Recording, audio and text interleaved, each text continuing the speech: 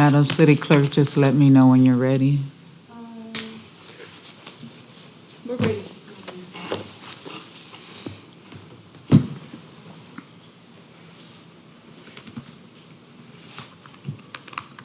We're going to be doing roll call.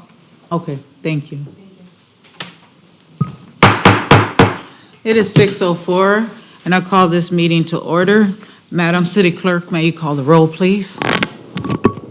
Councilmember Crenshaw, Present. Councilmember Camarena, Present. Councilmember Marroquin, Present. Mayor Pro Tem Mallet, Present. Mayor Carter. Present. We have a quorum. Thank you. Please stand for the Pledge of Allegiance. Councilmember Crenshaw, would you lead us, please? My pleasure. Ready? Begin. I pledge allegiance to the flag of the United States of America and to the republic for which it stands, one nation, under God, indivisible, with liberty and justice for all. Please remain standing. Councilmember Camarena is going to lead us in the invocation. Dear Lord, we come before you humble, Lord, asking for your wisdom and your direction to lead this city, Lord God, for our decisions, Lord God, that you would help us, Lord God, to lead people and help them for the best of their abilities and their lives, Lord. We thank you in the name of Jesus. Amen. Amen. Thank you to you both. Madam City Attorney, do we have any report out from closed session? We do not, Madam Mayor. Thank you.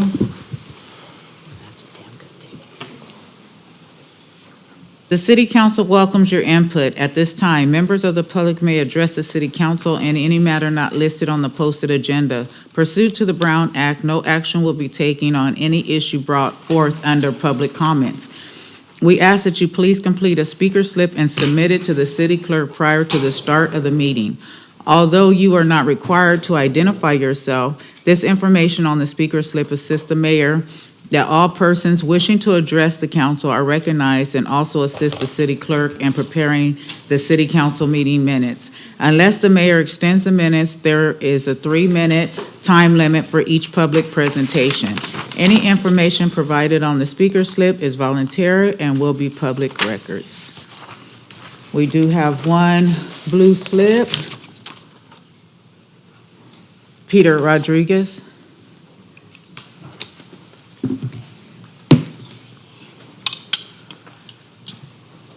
Good evening, members of the council and audience. My public comment is on Prop 50. As many of you are aware, Prop 50 did pass with a resolution that this council, that time and energy, it spent time and energy on it, did not succeed. Overwhelmingly in Imperial County, 61%.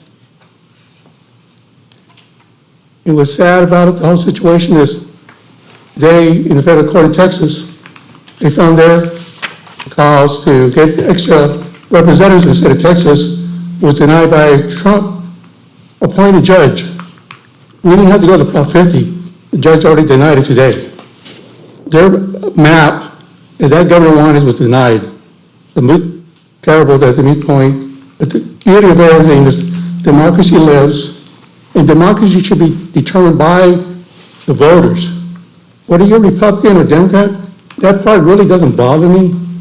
But to bring to this position, to make this issue a partisan, does bother me, because none of you ran as Democrats or Republicans. Let's just be honest. You guys ran as individuals, citizens of the city of El Centro. One was appointed with Mr. Bankshaw over there. But I'm okay with that process. Well, you could search, and I said this in the county meeting. They're not just picking on you guys. They did the same thing, and they never got approved. You guys got approved for what? To lose? I want you guys to understand that your positions is to serve the public. As I bike ride to the city, as all these places are giving away food to citizens, people you and I probably know. And times are tough. Some people didn't get their SNAP benefits on time. And I hate for people to starve. And I'm going to bring this up that I don't bring up. It's Corinthians 13, verse 13. Faith, hope, and love, and the greatest is love. There is also that part of the Bible is to help your fellow man. It's not to push them aside. It's not to say, okay, you're poor, you could be on over there. You don't have to be fed. We don't have to help you. My gosh. What is wrong with ourselves when we have that position as human beings? The cars I see, long lines. And people there that I know. And it's always like, God bless them, and good thing there's a resource for them. But what are we doing as leaders? To guide them, to lead them, to those who don't have resources, knowledge. And it's up to you guys to lead, not to me. Make a better choice next time. Thank you. Thank you. Now we move on to the consent agenda items. May I have a motion and a second to adopt consent items 1 to 8? I motion to adopt consent agenda items 1 through 8, please. May I have a A second? second? Madam City Clerk, are you going to call the roll? Yes. Yes. Councilmember Crancho, Yes. Councilmember Camarena, Yes. Councilmember Marroquin, Yes. Mayor Pro Tem Mallett, Yes. Mayor Carter. Yes. Motion passes 5-0. Thank you. Now we move on to the public hearings. This is a public hearing for the discussion and any necessary action regarding setting findings for required amendments to the 2025 California Building Code to local climate, geography, or conditions. And this will be presented by Mr. Angel Hernandez, our Community Development Director. Hi, good evening, Madam Mayor, members of the council. The items before you, 9, 10, 11, and 12, are all going to be done with one presentation, and that presentation will be made by our consultant that assisted us with the updating of our adoption of the updated California Building and Fire Codes, and he's here today. So I want to introduce everyone to Trang Hyun from Bureau Veritas. Thank Thank you. you.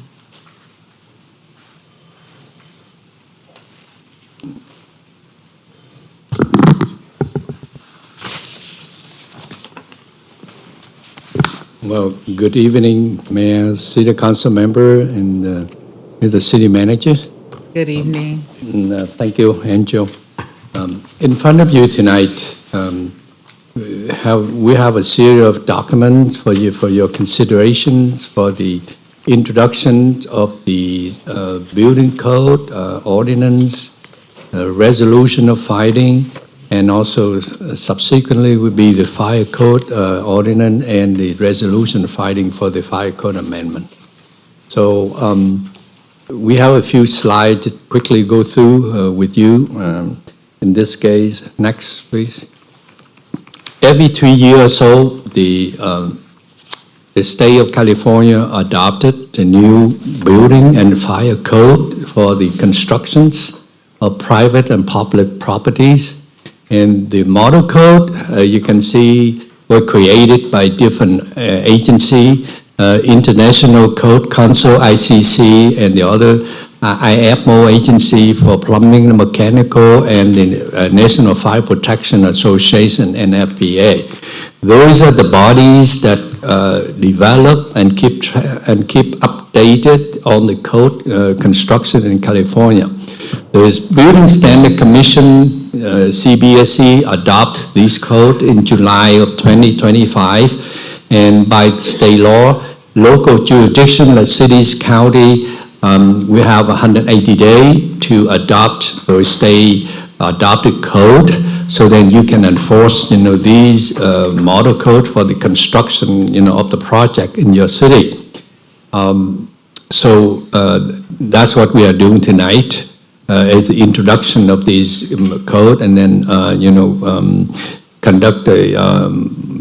will conduct a public hearing, and then the next meeting would be the formal adoption of this code. So one of the things that the state allow us to do is that you can amend the code that adopted by the state for local, very special and unique condition, and that's what we call the code amendment to these. And in the past, the city of El Centro did quite a few of the code amendment to this code, and then every 3 years we carry those special unique code amendment over and over, to the next code cycle. So, and in order to do the code amendment, we have to justify, your special requirement based on what we call the climatic, geological, and topographical condition. So as an example, your past code amendment that we will carry over with this code cycle, for special requirement of the wind condition, like Santa Ana wind on that, and that part of the climatic situation, or we had code amendment deal with the seismic activity, that where your city very near to the major earthquake line, and that will fall under the geological condition on that. So it's not easy to just amend the code. We have to justify, the reason why we amend the code, and that's a part of your resolution of fighting that in front of you, tonight on that. So, like I said, next slide, please. So, in the model code, there's 13 part of it, and as is illustrated on the slide, Part 1 to Part 12, and for the typical building code, electrical, plumbing, mechanical, and green building codes, so on and so on. Now, this particular year, because of the recent fire throughout California, the state adopted a new code called Wildland Urban Interface Code. That's a new code that the state adopted. And at the local level, we have to adopt it, even though that your city may not be subjected to all of these new requirements, because the condition of where you located here, the urban wildland fire probably would not be an issue, but by state law, we have to adopt it, at the local level. So that is in the new code, and a part of this building standard code. The next slide. So, like I said earlier, this time with this code adoption cycle, we carry over the previous amendment for that, and then the introduction of the new Wildland Urban Interface Code. Next slide, please. So tonight, you will introduce and conduct the public hearing for the Ordinance 25 part of the building code, and then also another ordinance of 25 for the fire code, and then adopt the resolution of fighting for the code amendment for both the building and the fire code in this case. So I think that's the recommendation, and I'm ready to answer any question that you may have. I now we'll open this for the public hearing. If there's anyone wishing to speak on this item, Madam City Clerk, is there anyone online? None, Mayor. Okay, this public hearing is now closed. I will bring it back to the City Council. Any council members have any comments? Yes. So what code amendments do we currently have in place that we would carry on for the next one? Yes, thank you. As an example, seismic straining for the unreinforced masonry building, that has been in your code for many years. We carry that thing over. Roofing material, a higher class of roofing material for your city, go from go up to the Class A fire retardant material that we carry over, this time, and that is the highest type of roofing material that in this industry. And that's a few other jurisdictions. They may allow a Class C fire rating on that, but that's not the case here in El Centro. A few of the very unique code amendment for El Centro relate to the heating and cooling requirement because of the temperature, the high temperature in the summertime here.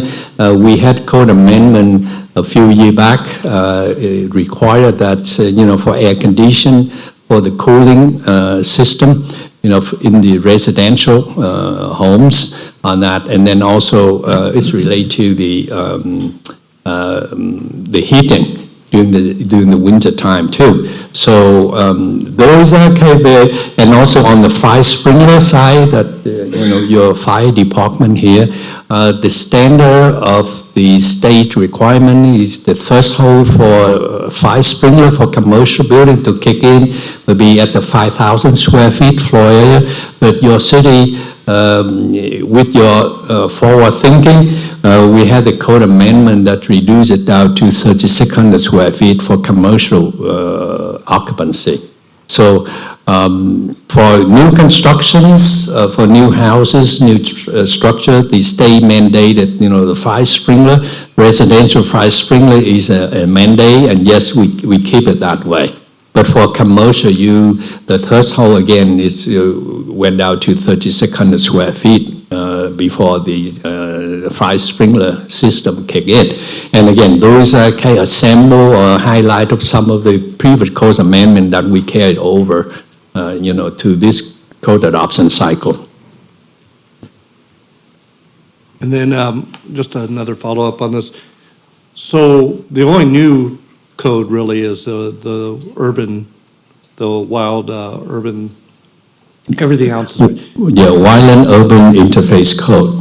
And it deals with structures, building that locate in what they call the high-risk fire zone, and that's a very unique requirement for those type of structure. And I don't think that your city here is subject to that code because you don't have the brush fire, just like any other jurisdiction in California or Southern California. And then my final question would be, does this affect fees? No, sir. No. Fees are set by us and not by the state in regulation. That's correct, yeah. All of the code amendment here are just relate to the technical requirement for construction, and absolutely no fee, nothing associated with that. And the fee that relate to permits and all, plan check will be part of your fee schedule that normally that you have a different process, for that. Gotcha. Thank you very Well, much. very good question, sir. Yeah. Thank you. Thank you. Anyone else? As stated by Mr. Hernandez, this is from 9, 10, and 11, correct? And 12? So we will go one by one. So for 9, may I have a motion and a second to adopt resolution number 25 through 79, please? I make a motion to adopt item number 9 as written. Thank you. I will second that, please. Thank you.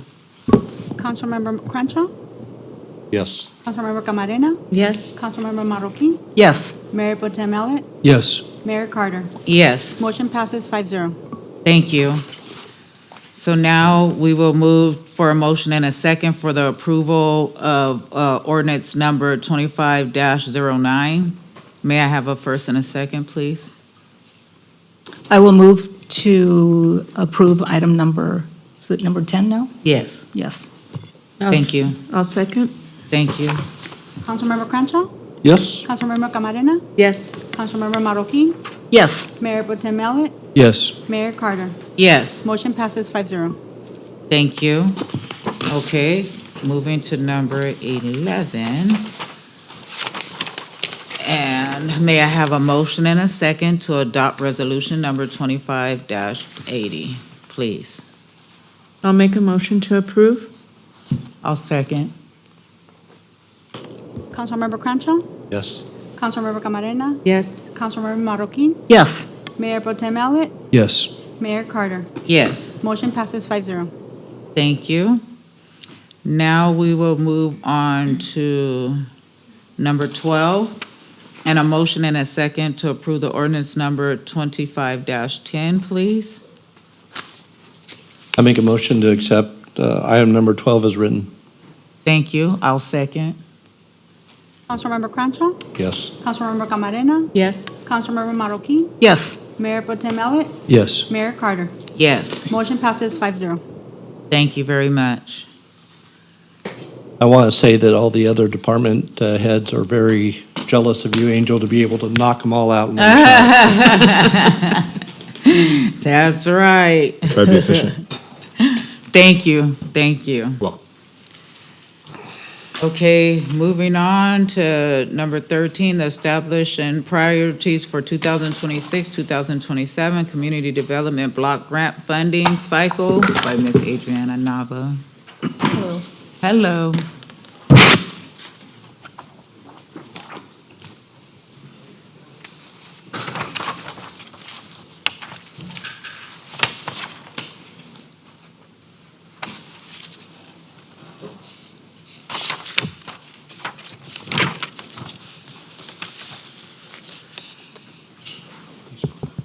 Hello, Honorable Mayor and Council. Today's item is for the CDBG program. We are preparing for the next fiscal year, so 26, 27. Sounds wild every time we do this because I feel like I was just here for this, Years are flying. especially after 48 here. So, as you all know, with the CDBG program, we have 3 general national objectives, and everything that we do with this funding has to tie back to these objectives, which is to benefit at least 51% low moderate income individuals, aid in the prevention or elimination of slum or blight, or meet other community development needs that present a serious and immediate threat. And the example of that one is typically COVID. CDBG funds are used for a wide range of community development activities directed towards neighborhood revitalization, economic development, and improved community facilities and services. And so this is just a recap. CDBG is a little bit of a complex federal program, but we have our 5-year plan. And within that 5-year plan, when we are working on that, we list priorities. And I met with Mayor Pro Tem Ellett on this one item. And one of the things that we discussed was the priorities, how we set them. And through this 5-year plan, we typically go out to the public and we do surveys through SurveyMonkey and ask the community about what their needs are in their neighborhood, in their household.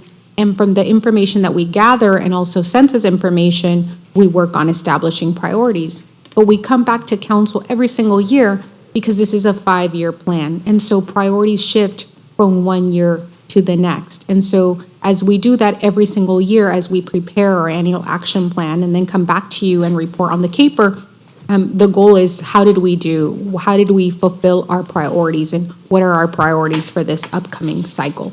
So here in the near future, we're gonna have the public meetings with the community. We usually have one here, we have one at the Adult Center.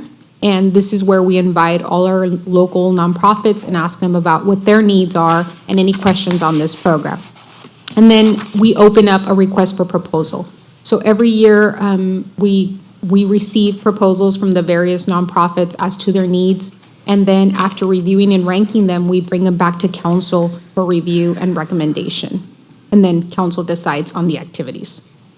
And so, as mentioned, there are a plethora of eligible activities, some of which some of the activities are easier to carry out and others are a little bit more challenging. But nonetheless, they're all worthy activities in our community. So housing, in the past, we have used CDBG for some housing rehab programs. We have typically done the asbestos testing, which is a requirement, and then sidewalks fronting the house because it is the property owner's responsibility. And so when we work on a housing rehab, we usually do the sidewalk in front of it.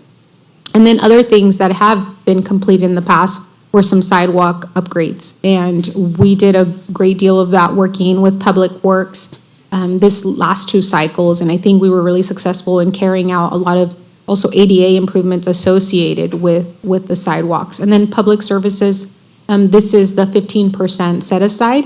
And in the past, we've worked on senior nutrition, some programs for Pell, Woman Haven, Sure Helpline. Those are some of the ones that we've assisted. And then there's other eligible activities that we've also been carried out the last couple of years, code enforcement being one of them. We can see a lot of the improvements that have resulted. Specifically, I can recall along Orange Avenue, which is right by the community center. A couple of those properties were code enforcement properties. Since carrying out the code enforcement activities, they were resold, new houses were built, and now there's people inhabiting those. So those are some of the things that successes that we see in the community that are blight, and then it comes back as revitalization. And so right now, we use an estimate. We're not designating allocations, but I just want to give you an understanding of what we think we might receive, which is the previous year's amount, which is about $500,000. And from that, we typically carry out the planning activities, then we do public services, and then other eligible projects. And I know that council, you know of different activities that maybe you'd like to prioritize or would like us to look into when we're reviewing the grant applications submitted by the public service recipients. And so going back, some of the ones that we consider the last cycle, because in going through this, I said, well, maybe they may not remember the things that we considered. And so it was Catholic Charities Senior Nutrition, requirement is fair housing. And then another activity by Catholic Charities was the Homeless Day Center that was funded. Sure Helpline, in a smaller amount, they did request 20,000 and we provided 7,000, a little bit more than that. And then other activities that we didn't fund, which was El Centro Pell. We did not fund them the last cycle, and I know they still have great needs. And then the other ones that were funded were the lead-based paint, asbestos removal, and then sidewalks in support of one of the housing rehabs. Code enforcement, and then program admin. Program admin goes back towards the general fund for the staff time that staff works on the CDBG program. And then you considered the purchase of bus shelters, and then the McGee, it was community center improvements, which was the doors. So those were the things that were considered last time. I'm here for any questions and just to discuss general priorities of what things you would like us to focus on as we move towards the next fiscal year. Okay. Yes. So, is there a possibility here, because I was looking over how you have it allocated, and I also looked over some of these eligible activities. One of the things I'd certainly like to look at is our senior population. And specifically, and I don't know if possible, we have a lot of seniors that are getting up there. They're not able to look at some of the things on their own residence. And security and lighting, and then even something to the fact of making it ramps or safe for them. I see that we go through a lot of established places, but is there a category where that could get plugged in? Because I know that we have a lot of senior population that they just can't get to that part of their life right now. And is there a way that we could allocate some resources or funding or both to make that happen? Are you considering minor improvements to a dwelling unit, not necessarily a total rehab, but Correct. minor ADA improvements? Okay. Yeah, I saw that we have the housing rehabilitation and stuff. I'm not looking to do the full, and I'm not even looking to do a handicap to some extent. I'm more concerned about the security that they are while they're in their house, the lighting, be a deterrent, and assistance for them to move around more freely. If there's something that can be there, Yes. certainly I like to work in a direction that way. Coincidentally, you mentioned lighting. Abraham and I, we were brainstorming before this meeting. I said, hey, do you have any large infrastructure needs, as we were considering the amount as well? We want to be able to do something approach.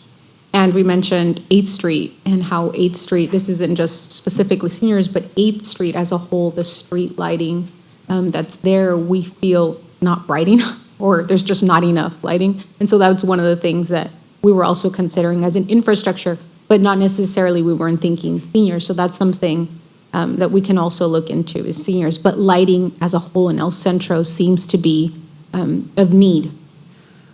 Does that resonate with Yes. you guys as you drive 8th Street, or I'm just getting blinder? Definitely, no, because I go down 8th Street quite a bit. And it is, especially, now that the time has changed and it's dark so early, lighting is Yes. the good thing is that the lines, the reflectors. the reflectors and everything on 8th Street is they're very bright, but there are some areas, for example, like on La Boucherie, I think that if we didn't know the road and it's dark, we would definitely kind of go into another lane that's, Yes, Yeah. we shouldn't be in, but Yeah. most definitely. Even some of the lighting along Imperial Avenue could probably use, some replacement bulbs, with the more Brighter brighter. LED. Yeah, but Yeah. 8th Street definitely. Yeah. I would say that. But, going back to the senior, lighting, that too is something, I hadn't thought of. Yeah, It's just like, because so- I think we could also do that. There is an energy efficiency. I don't see it on the list here, but I think I had seen it. Energy efficiency, so replacing lights within a dwelling unit for specifically qualifying seniors, because we have to hit the target income marks. But I don't think we'd struggle with that. So I know So from, that's- from police and fire that they go out to calls regularly, and they'll come across residents that are in that need, and certainly might be a possibility to have a referral to that. And then in regards to the outer lighting for our streets, I thought it was me or just age or whatever, but it was getting dark. Those streets are getting dark. And then I thought it was, we are mandated to use maybe a different type of lighting. I don't know if it was. LED versus halogen or, Right, but I will tell you that, to me, it's not conducive to safety in our city to have those such low lighting. And I do understand energy, but at the same time, there was a purpose for some of the lighting that we had on our main thoroughfares, and I think that we're lacking there. I don't know if there's a middle ground that we could look at. Yeah. And even if this funding would be eligible for that. But I certainly want to focus in on our senior population, as there's several that are just in a bind that they can't do it themselves, or they don't have the funding to do it. They're kind of in a bunch there. And so it'd be, certainly, doesn't have to be all to that, but maybe a project that we could look at. So you're asking direction, a vote to, yeah, just priorities. I think there's been a couple, Yeah. You mentioned seniors, lighting, street lighting. These are preliminary thoughts. yes, very good points, especially with it getting dark so early. Would you like some more in writing would that work for you, or is that something you're looking for? No, it doesn't have to be in writing. This is a general public forum, and so your input is valued. I know you receive feedback from the community as well, and so when you receive feedback, pretty much this forum for us is great, just so that we can start looking at priorities for the upcoming cycle. Oh, great, thank you. I wanted to just touch on a couple of things. I believe I saw blight of the city and so forth. Blight and, elimination, yeah. yes. And I know that the city's doing a job right now of looking at the east entrance into the city, taking care of that area, because that announces who we are. All the major thoroughways into our city announce who we are and how we care about the city. So I want to make sure that we continue on that road that we're on right now, as far as cleaning up blight, not just in that area specifically, but also we have a large area of land for sale, and I don't know if it's been sold yet, but right off the interstate off of Dogwood. And that area as well is where, if we're looking to attract, business and so forth, also needs to be worked on. We have, I believe it's Aurora, that's right there, right, one of the. Mineo, all those little. That have homes there that could benefit from sidewalks, benefit from some of the waters. I got a call again about after this rain, trying to get out of there and so forth. So Infrastructure, so you're yeah, thinking. so infrastructure. The big thing also is looking at something to have our children involved as far as learning values, as far as teamwork and so forth. So I believe what we've mentioned already, PAL did come up last year, and being able to fund them and their activities, because it makes a difference for families, especially when we look at some of the signups on some of the sports. And I know they have scholarships available and some, but sometimes it's just difficult for a family to be able to afford multiple registration for their children. And so I know PAL is really big about serving our community, and I'd like to see them considered for something. I did have a question regarding the nonprofits, and I wish Mario was here to correct me, but I think that he had mentioned. He's here. Oh, He's it's in in the the back. back. Maybe he can correct me from back there, but I think we spoke one time that there was a number, I think I want to say 200 nonprofits registered just in El Centro. Is that correct? You know what? It sounds like the right number, Okay. but it's a lot. It's a Because lot. really, I think that's the larger point is that there are a ton of nonprofits. Okay, so in El Centro. all of those get invited to this? Yes. All the ones that I don't we know have? if we have, we post it in the newspaper, we put it out on social media. Do they get a specific invitation? Uh-huh. No. We haven't we carry out public outreach, but not on an individual Individual. basis. Okay. Do you mind going back For sure. a couple of slides? Was Powell not on there? It's been taken off now? No, on the this list? is- This is, yeah. This Yeah, is- AC, here it is. Yes, Okay. so I wanted to share with you that last year, these were the proposals that were considered. And at the time, I believe we had recommended a small amount, but council, because of the distribution, once Yes, uh-huh. everything shook out, Sure Helpline received the funding and PAL didn't. But I think that we all know they're definitely a great organization to work with, and we know their needs. We've all spoken to Ed, I'm sure, at some point, and so we understand that. I think it's more so important because we have. Thank you. Some of these organizations that receive federal monies. They receive state and federal dollars. And then when we look down to the nonprofits, we may be the only thing they get aside from their local fundraiser. And so, me personally, I would, I take that into consideration because when you have someone who's funded in 6 or 7 figures versus someone in that really is relying on the city to be able to continue to give us service, I think it makes a difference. I did have one last question regarding the last year's allocations as far as the doors. We did do the doors, right? We haven't Or done we the haven't? doors yet. Okay. Because we just received the allocation. Oh, okay. So we don't receive it until, I think we receive the funds in October. Okay. So, but we also have Buy America provisions, so these doors are required to be purchased. So we were ensuring that the company that we were working with, which was Stanley, because we use Stanley in other city facilities, that they were meeting the requirements, the Buy America requirements. So I know there's a presentation coming up on bus shelters, but I have to ask this. That is an option. Bus shelters were, Could. yes, they're Could eligible. this money be used towards that if necessary? Yes. Or voted upon? Yes, they can, but remember that It you would won't be- receive the funds until the next cycle, which will be next November. Okay. Next November? Oh, So that was one of the things that I thought, Okay. one of the things to consider is that we're planning for, but it would be an eligible activity. Okay, thank you. Yes, we talked. Thank you, thank you. Thank you. Appreciate it. Appreciate thank you. that. Okay. We're Okay. good. Does anybody have any other comments?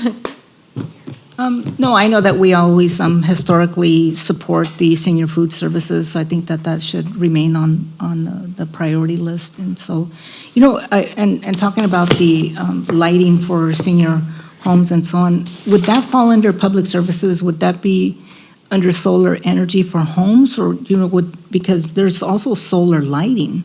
Yes, That would. I would have to look at what type of activity. I believe we could do it under other eligible activities. Oh, There's a matrix that CDBG has, and so I would look that up, and then from there, if the city carried out a program, we would need to create a program and then administer it, and so it would be another activity.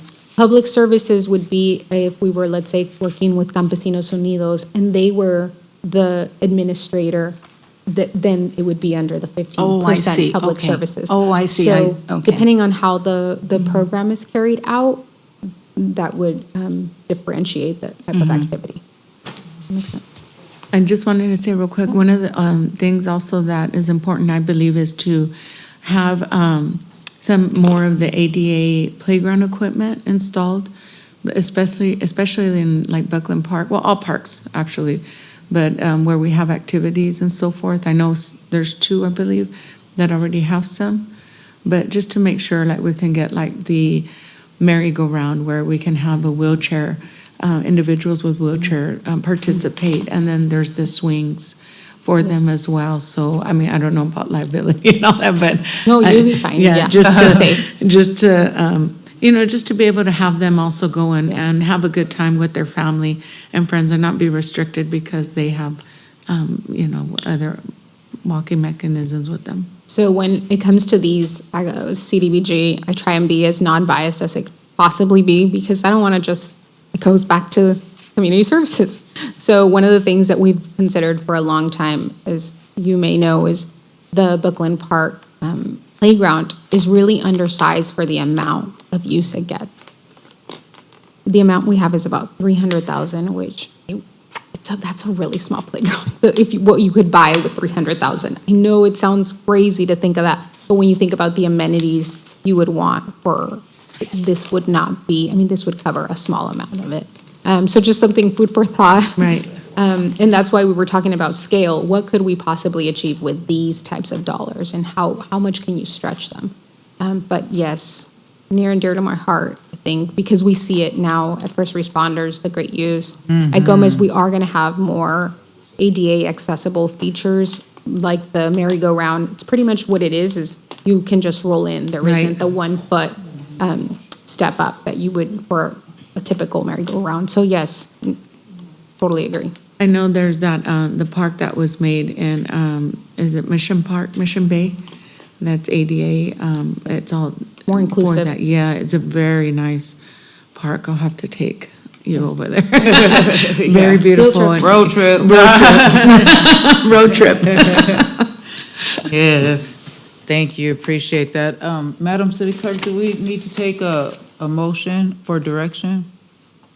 Do you only need direction, or you need a motion? No, I think this was great, the feedback that we received, and Mario Just sent the direction, text. Yeah, 591 nonprofits. 591? Thank you. That makes more, that Yeah, sounds more accurate. It's a lot. And that's just in El Centro? I'm thinking, yes. You didn't say. That's a lot. One more question, yes. Adriana. Oh, Like, yes, you countywide. have, like, I thought, crime prevention is one of the activities that are eligible. Yes. Some examples of that? Crime prevention, I think Pell would be one of Yes. them. Okay.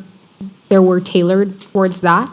And also other things that were, trying to think, you know what? No, nothing's going to come to mind. But I can give you, I'll send you an example of what is on the matrix You know, on when crime we have prevention. scams that go through the valley, go through everywhere, but come through here as well, and we're instructed, call the police department if you have this, you get this email or something like that. Does that, you think that would qualify as well, or work with a PD? Online scams, What would it pay for? troving, trying to chase those down, tracking. I'm just asking. So Marty, if I may, that Yeah. on that lighting and security, that is typically right in line with crime prevention as well, because not only is it, tripping hazards and lowering the bushes and that type of stuff, but it's also creating a deterrent for crime to occur when there's lighting or there's sensor lighting. And so typically when there's a crime prevention effort, that's some of the things that they address. So that's one way that would fit both bills. I was thinking too, maybe security cameras, but I'm not 100%. That was another thing I think our seniors will be like, Well, they we still have a TV our- guide, so. We have our license plate readers, for instance, throughout the Yes. city. I don't know how. That would be a I don't know typical what type covered of those, equipment. but things like that. Yeah, Okay. thank you. Thank you, thank you. You're also presenting for number 14, the authorization to go out to bid for the beautification of the El Centro Downtown project funded by the California Department of Transportation, Caltrans. Is that you? It's Presented me. presented by Ms. Adriana Nava. Yeah. So I think it's been consistent that we've been going out to bid. We pretty much, as staff, work on the project, and then it finally comes to council. The process to get here, is always a little brutal. So this has been a project that's been in the works since 2023, and our mayor is right here, our former mayor is right here. And this is part of the Downtown Ad Hoc Committee. One of the things that we look at strategically when we're working through the Downtown Ad Hoc Committee is what types of improvements can we do to improve downtown? And so when this grant opportunity presented itself, this is one of those that the Ad Hoc Committee was adamant about us applying, even though I had considered other projects as well. Again, parks, because obviously parks are near and dear to my heart. But we ended up working on this grant, and we were one of 42 awardees statewide out of a pool of 230 applicants. So when the state Wow. came down, that was great for us to hear that we had competed so hard, and primarily because there's great need in El Centro, especially in our downtown still. But Clean California is really specific in that they wanted us to meet certain metrics about reducing waste and debris and beautifying and cleaning up spaces. And so you can see through our grant, these were the goals: beautify and improve public spaces, improve walkability, recreation events, and also advance equity for underserved communities. And our downtown it is one of our neediest census tracts in the community, and so definitely benefits us to improve that public space because in general, we want to create more jobs for people. And so in terms of the scope of work, the item before you is specifically for the infrastructure, because the infrastructure requires a contractor to carry out a list set of activities that you have. And we've been working with CORE. CORE is the architect. They also have subs with them that have been working on the design plans. As you saw through your packet, there's a lot of design that goes into a project, especially when you're already in the built environment. There's more things that you also have to think about. There's potential unknowns. And so when you look at costs, the town square improvements are estimated about $2.1 million. The Main Street furnishings are about $296,000.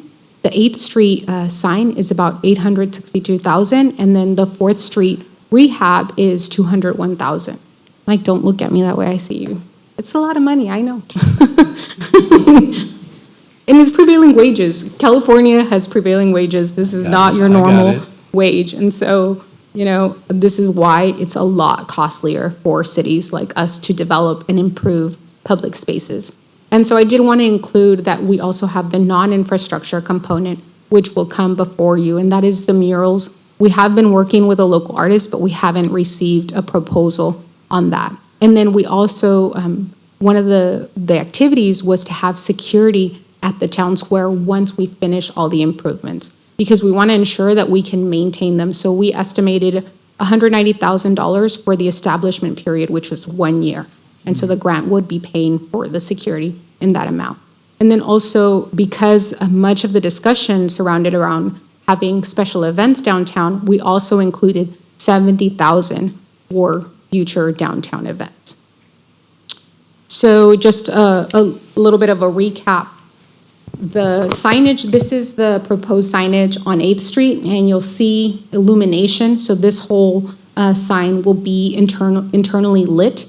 And you can't really appreciate it the way you see it here because it's not lit and it's not dark. But you can imagine what that will look like. And then it will have some gold embellishments and then metal painted accents. The columns, we think, are really going to enhance the space and clean up some of the bulkiness that we have in place. I think this will be a lot more sleek and elegant as you approach our downtown. And then this is our 4th Street main gateway. This is a refurbishment of our existing signage. The metal work will be refinished. There will be new signage on 4th Street, and that identifies the space. Because that was another item that many of the community members mentioned to us, is that, well, there's nothing that says downtown. And if right now we haven't ordered letters yet, but right now I think we have it proposed as downtown. And then this is the town square north facade. For this, we will add new LED rope lighting, refinish the sign. Right now, we have these two screens. I don't know if you're familiar, but they were like old black LED screens that will be removed. And so this will be nicely cleaned up. And then we're gonna add additional lighting. You'll have updated wall-mounted lighting throughout the facility. And then we're gonna add some decorative metal screening to enhance that public space. And then this is just a general of what the space will look like. You have seen this from the previous presentation that we shared, where we're gonna have seating, we're gonna keep the overhead string lighting, and then we're gonna add more illumination along the columns. And then this is a proposal from one of the things that we've noticed, and as we've worked in the downtown having events like the ice cream social, was the need for more shade. It's really hard as staff to work in conditions where the first thing you say is, hey, bring out the pop-up, and we're all huddled for a little bit, and then we go back out. Because it is during the time of day between, let's say, 10 and about 3 is where the sun beats down on you pretty hard in that area. And so we are proposing, we wanted something that wasn't visually intrusive. The first concept that we saw was a large dome, and we thought that kind of just took over the space. And so these cantilever shades are something similar to what we have at First Responders Park, where there is one pole and then it protrudes out. There isn't 4 columns. So we think this is a much like sleeker look to it, and also does provide a good amount of shade, but it doesn't give you 100% shade either, because during the winter, maybe you don't want that much shade. So this is, the cost of this is $161,000, and so we have that through the grant that we could cover. And then this is an example of one. This is, the pole is in the middle, it's not projecting out, but I just wanted to give you an idea of scale. And then the rest are just the shade views, depending on the time of day. And then this is the south facade. This is the area that is nearby the transfer terminal. And so it will open up the space. There will be some removal of parking there to add space for some vendors. And then just in general, the Main Street improvements where you see the green dots, you'll see trash and recycling centers, trash and recycling stations, and then steel benches, and then new storm drain inlets. And I'll go over a little bit of what the furnishings will look like. So we did consider different options. In the grant, we had specifically included the Big Valley option. Reason being is because if you look at the way that you open it, you can't tamper with it. And so it's completely enclosed. And we thought that was a great option because one of the complaints that we would receive from the public was that people would go through trash and make a mess in front of their business. And then through our downtown ad hoc, we did look at different benches. And as a whole, we thought this style aligned more with the Art Deco that we're wanting to achieve. And then the Noble Wind benches, I think, they gave us a rendering of what that was going to look like. Let me see. Where did you go? At the very beginning of the. Was it? Okay. Yeah. Because I was looking at that like, oh.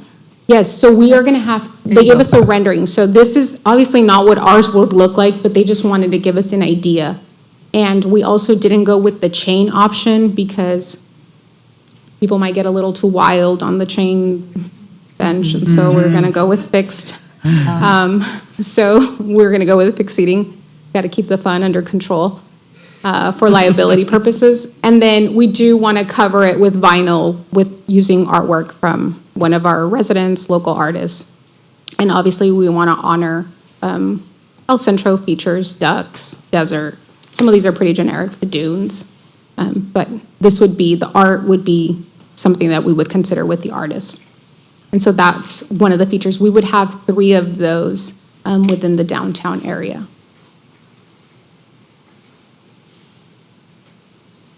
And then this beautiful thing. This goes underneath the ground. These are Abraham's asks, but much needed. And so the trash collects, and then you can get it from the stormwater inlet get rid of it, and that way it doesn't go in towards the drainage system, stormwater drainage system, and then ends up in our bodies of water. So by collecting it, you can then get rid of it, and it also, you can see it does have little holes so that the water could still flow through. I did ask him about, is it going to be really this big? And I guess they make them in different sizes, but this is just an example so you can see. And then that was pretty much it as it relates to the presentation. I am available for questions, comments. The goal is to go out to bid so that we can actually get a true price, because when we work with engineers, architects, they give us an estimate, but not until you go out to bid do you really see what the damage is. So far we're good. So far we're good. Appreciate that presentation. Now I turn to my colleagues and ask if there's any questions before I ask for a motion. I have a question. Yes, ma'am. The stormwater inlet, where do those go? On this, over the actual drain, like? No, they're on the buried street? underneath. You'll never Oh, see them. they're buried, okay. Yes, you've seen them actually when we were looking at downtown when we were walking, where you said, oh, there's trash in there. Yeah. These are Under. the thing. It's like an Okay. underground trash. Okay, because I was like, is this on top? I was, No, it's not going to be a cage on top of the okay. sidewalk. I was like, I'm gonna go and find animals in there. That's funny. We might need those actually. I know. Thanks. Councilmember Crankshaw, did you have a question as well?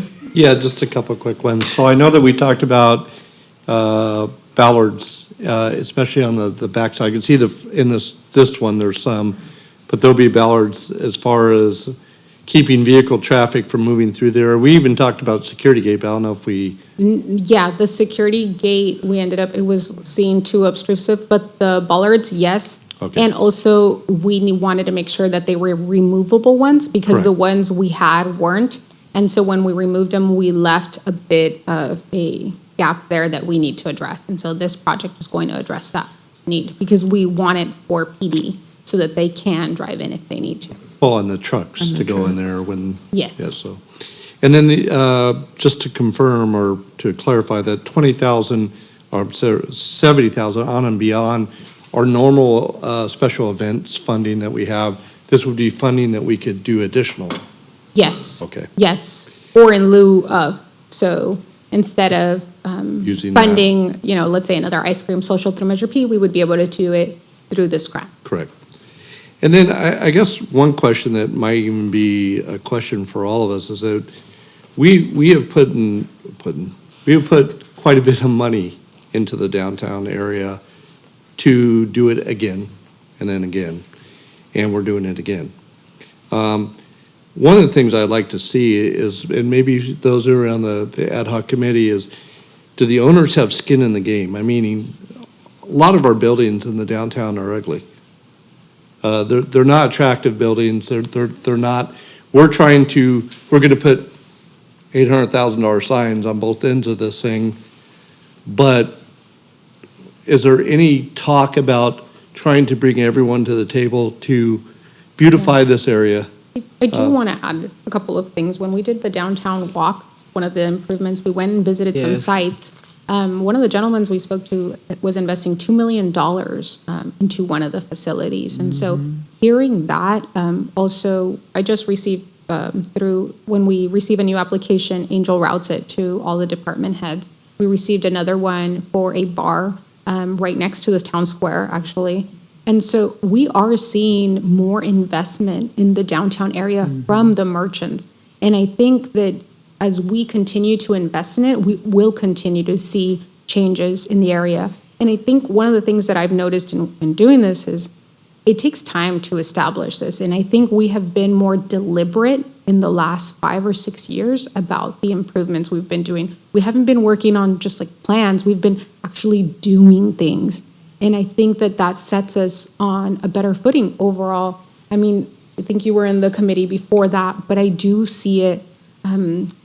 The other things that we just have to think about are like levels of investment, loan pricing. So what's the interest rate? And so those things affect the market.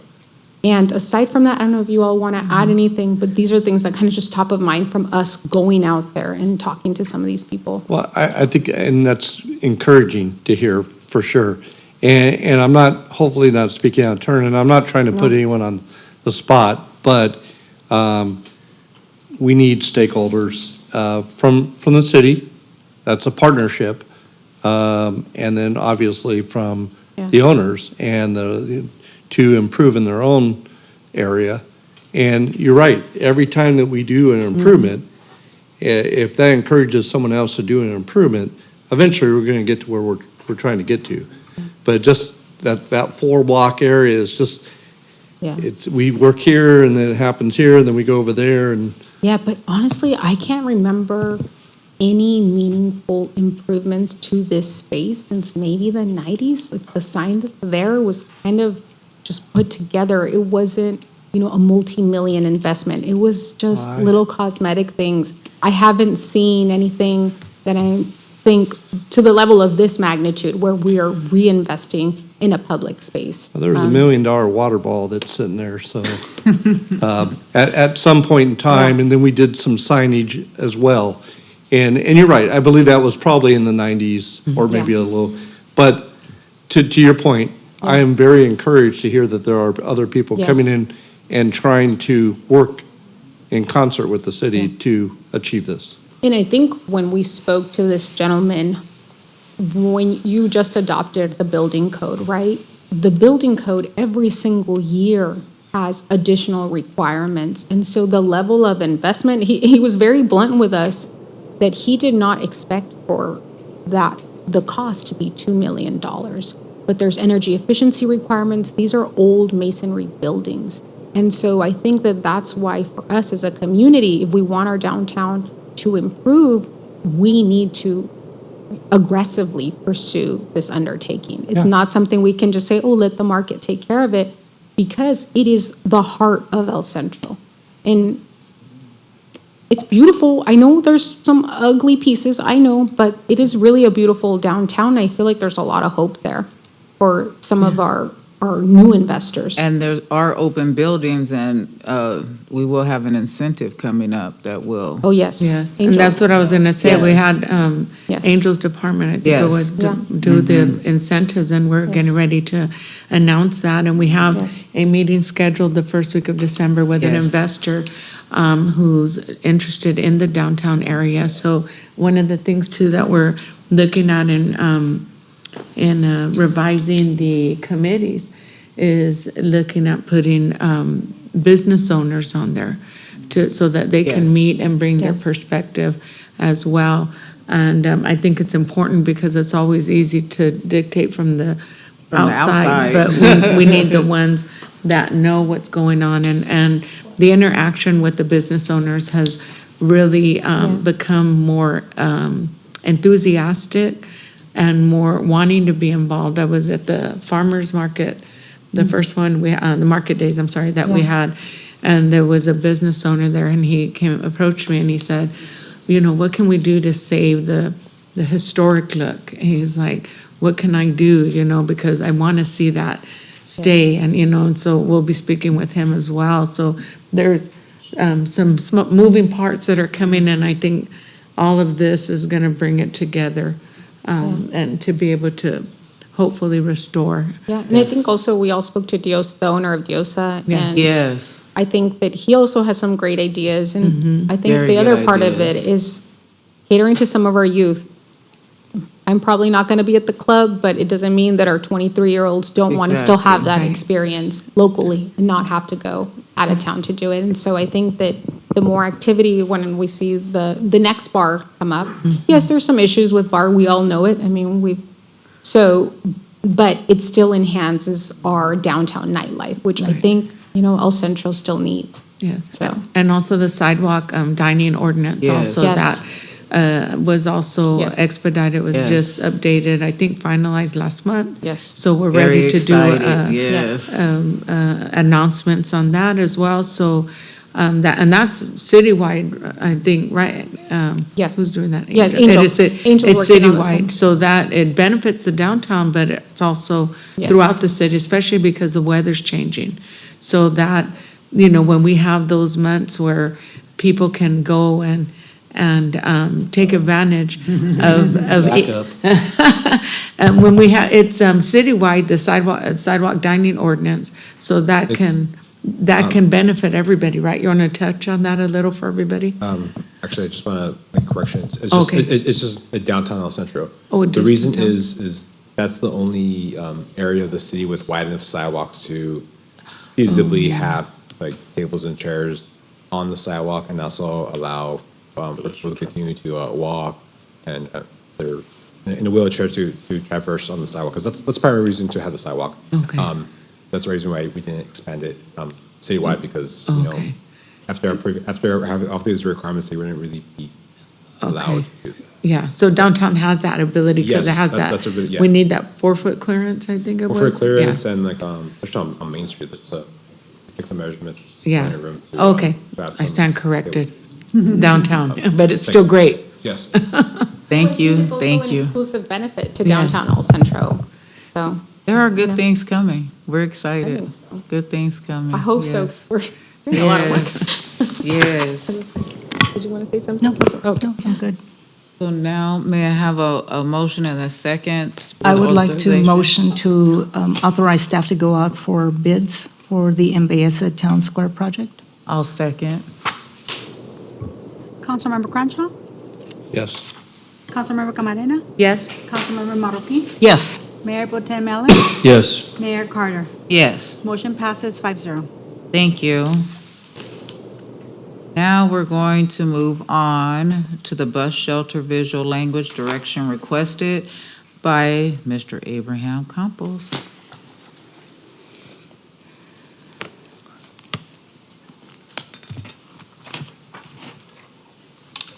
All right, good evening, Honorable Mayor and council members. Good evening. So tonight I will bring a presentation to discuss the vision. How do we move forward? Do we want to keep the way we're doing things, modify it a little bit, or modify it a lot? And there's a chance to do that. And let me get into the weeds a little bit on that. So in first, just to give you an update on or a preview of what we'll be discussing is what I'm going to introduce the subject. Why are we having this presentation? What is it about? Then I'll just go and remind you on the ICTC's project scope summary regarding bus shelters that was done not too long ago. Then I'll start and right off the bat here with today's options. What are the options that will be presented to you tonight? I'll then go over those options, what they are, what are their costs, and finally I'm going to ask you, what option do you want? So that's the direction or the intent of the presentation. Thank you. So just to introduce the subject, as I mentioned, on September 2nd of 2025, ICTC provided a presentation to City Council. They discussed different locations. I'll go into those locations right now. And this doing that and with that information from ICTC, it gives us an opportunity to discuss this topic. Because we could take advantage and potentially modify those shelters, should we want to, that ICT is proposing. And that would be in our benefit to reduce the overall cost impact on modifying the whole system. There'll be some savings there from jumping into this opportunity with ICTC. Just to recap on ICTC's project, they are already planning on replacing, basically gutting and restarting all these locations. The El Centro Library, for example, there's an existing Jersey Mike's bus shelter, or bus shelter by Jersey Mike's at this point. It's proposed to be removed and relocated with a new shelter by the library, more of a public. So it's same street, that's what, but it's new location. A new stop is on Dannenberg by the Ivy Mall by Starbucks. On Dannenberg and Plaza Drive is proposed. This is a brand new one, and this is because there's a huge demand. We do get the calls that there's no way to access that shopping center north of Dannenberg. So this would place a bus stop at a signal light for basically serving traffic going both to the Ivy Plaza, Ivy Commons area, as well as the mall. Currently by the mall, the only stop is actually the theaters themselves, which the folks have to walk from that point to Best Buy. The next one is Ross Avenue at 10th Street and North Street. These are by the Buckland Park along Ross. There's two on 10th Street right now. ICT proposes to remove those, abandon those locations, and shift them to the east a little bit more to be between 10th and 8th. And that's to make them closer to the signal light again on 8th Street to provide a better crossing as opposed to people crossing in the middle of the road as they do on 10th Street. The idea is to encourage them to a safer, closer location, which is a signal light like 8th and Aurora Drive by Buckland Park. This is obviously the southern part of Buckland Park. There's an existing shelter there, not a shelter, a bench. So the project proposes to demolish all the concrete in that area because it's very, very slanted at this point. If we put a shelter, it'd be like a leaning shelter right now. So they're gonna cut all of the concrete there, widen it, and place a brand new shelter with shade. Then Orange Dogwood, it's proposed to be a new bus shelter. And right now, all there is there is just a pole. So that would be replaced with a bus shelter with shade and associated concrete work. And then a very much enhanced and needed shade structure is proposed by Crookston Drive by the Social Security Office. This would be just north of Target. And right now, it's basically a pole. There's no bench out there, and we have our seniors waiting for the bus and for the folks needing Social Security with nowhere. So that's been a call that we've gotten from the population. So a new shelter, associated concrete, and so forth will be as well. And they're adding a stop. I don't believe it includes full improvement on First and Brighton, but this is by the Senior Community Center, and so now it'll be an official stop. Right now, it's like what we call a flag stop, like, hey, please stop, kind of, because the bus is going by. But it'll be a designated sign that stop and look First and Brighton. This is a ICTC project, no cost to the city. Basically, we get all these new shelters. The shelters that are proposed by ICTC are current standards. So what you see out there right now, I think you saw a presentation from David over at ICTC where we have our tiny homes. That's the newest standard that we have right now. And that's basically what they would place it with at these locations, no cost to the city. You get 7, 8 new shelters. So this is a preview of the options. I'll go through them in the next slides, what they are. But option number 1 is no change. ICT's current status is they're maintaining our shelters. They'll be doing this project. So we'll get 7 new shelters to start because of this project. And then the remaining shelters will be continually maintained as normal, and they'll be replaced on the normal maintenance period. Whenever a car hits them, they get vandalized, they get repaired, they get repainted, the solar panels die, the lights die, all of that. The plexiglass gets broken or whatever on the advertising. All of that is replaced and repaired by CTC. And the whole shelter itself might be replaced if it's taken down or broken. No cost to the city, ICTC takes care of it. Option 2 is you might have seen in your presentation where we basically keep the shelters the way they are. We enhance them by adding a city logo or letter, something to brand them.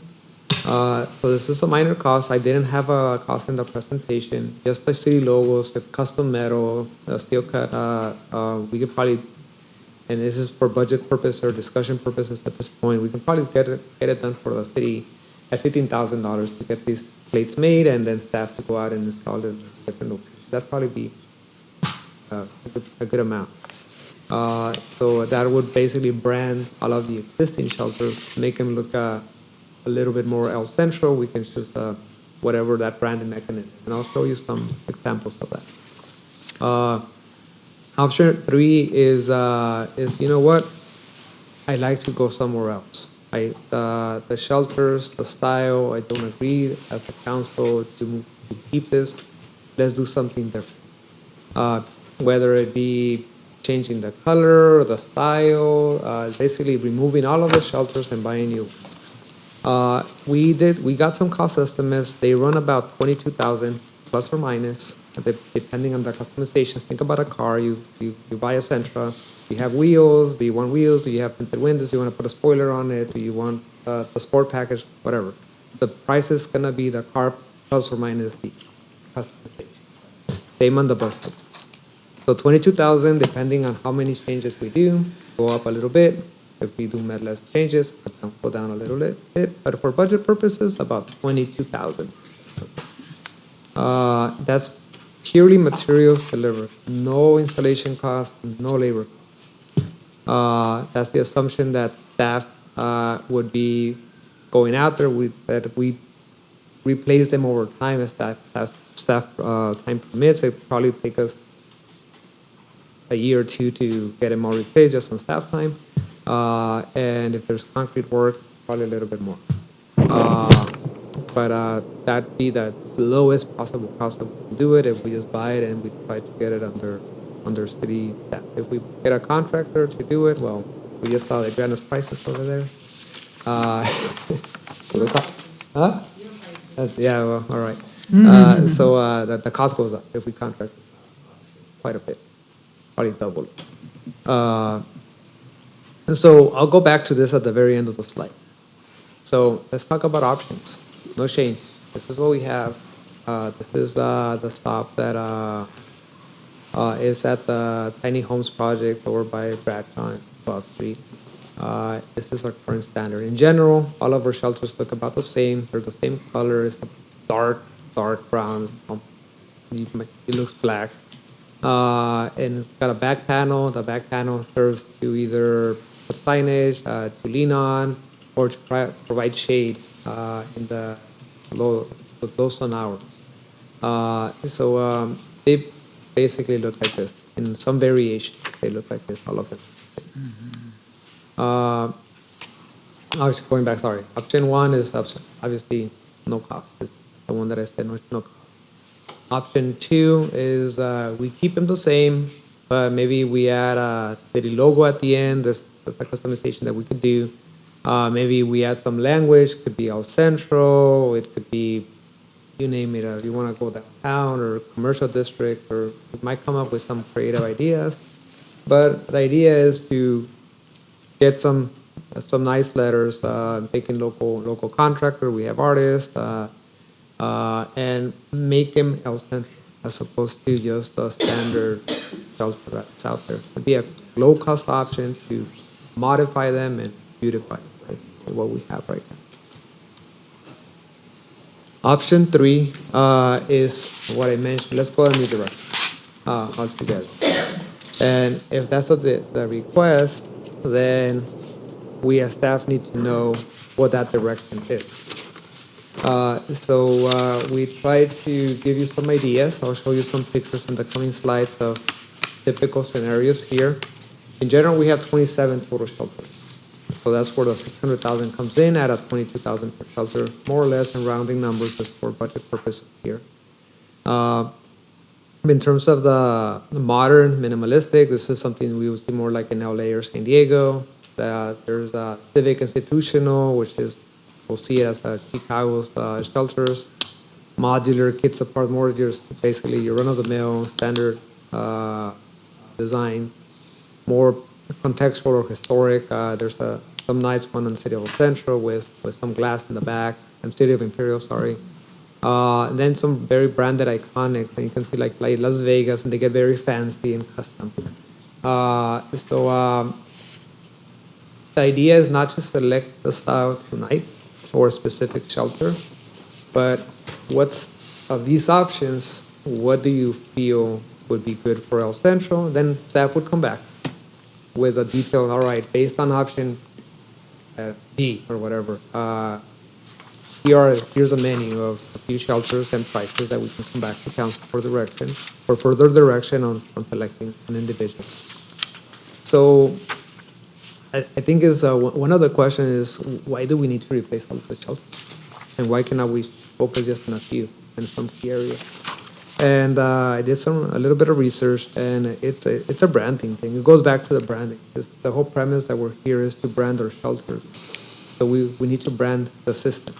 So if I'm a resident new to El Centro, I want to make sure that if I look at a bus stop, a style, I know that If I stop somewhere else and it looks the same, it's probably the same bus or the same system.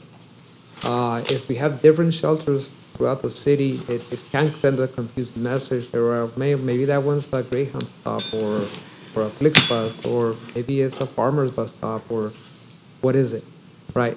So that's why we want to have all of our shelters in the city be consistent. And that's a flexibility that ICTC is giving us. In San Diego, for example, all of the MTS system as a whole looks the same, no matter where it's at, right? So across cities. So for us, ICTC is basically our equivalent to the MTS system in San Diego, but ICTC has given us the flexibility that every city can have the same system within their bounds. And this is consistent with other, like FDA emphasizes, the Federal Transit Administration or the American Public Transportation Association. This is consistent thing. So that's why I want to keep them. So going option 3A. So these are just some samples. Don't kill the messenger. LA Metro in San Diego. These are kind of more slick, more minimalistic. You get your lighter colors, and we can come up with different options. I'm gonna scan through them. At the end, it's like which one. I'm not sure how to do this by a show of hands or how to do this, but basically I'll be asking direct. These are when we talk minimalistic. This is the general theme that we're looking at. Ours, I was divided onto whether to place them in like the city of Centro and into just civic institutional or just modern, because this is in Chicago, right? So here their deal is they're a lot into steel, right? So this looks like a steel bridge, a steel structure, so it represents their area, so it's more like this institutional theme. It's called, the slick component to them is glass in the back. I would not recommend that here. For one, vandalism, and two, it offers no shade. Here in Chicago, they don't have as much of the heat issue as we have. They have the wind, so they block it. But for us, we need shade, and this offers very little shade. For El Centro, I just pointing back to what we have right now, and going back between institutional, between Chicago and ours, other than the nicer landscaping in Chicago, they look fairly similar, right? In terms of style, where it's a dome and post and so forth. Obviously, ours get a little bit more dusted than over there. It rains a little bit more over there. The next one, 3, I went to, this mouse is,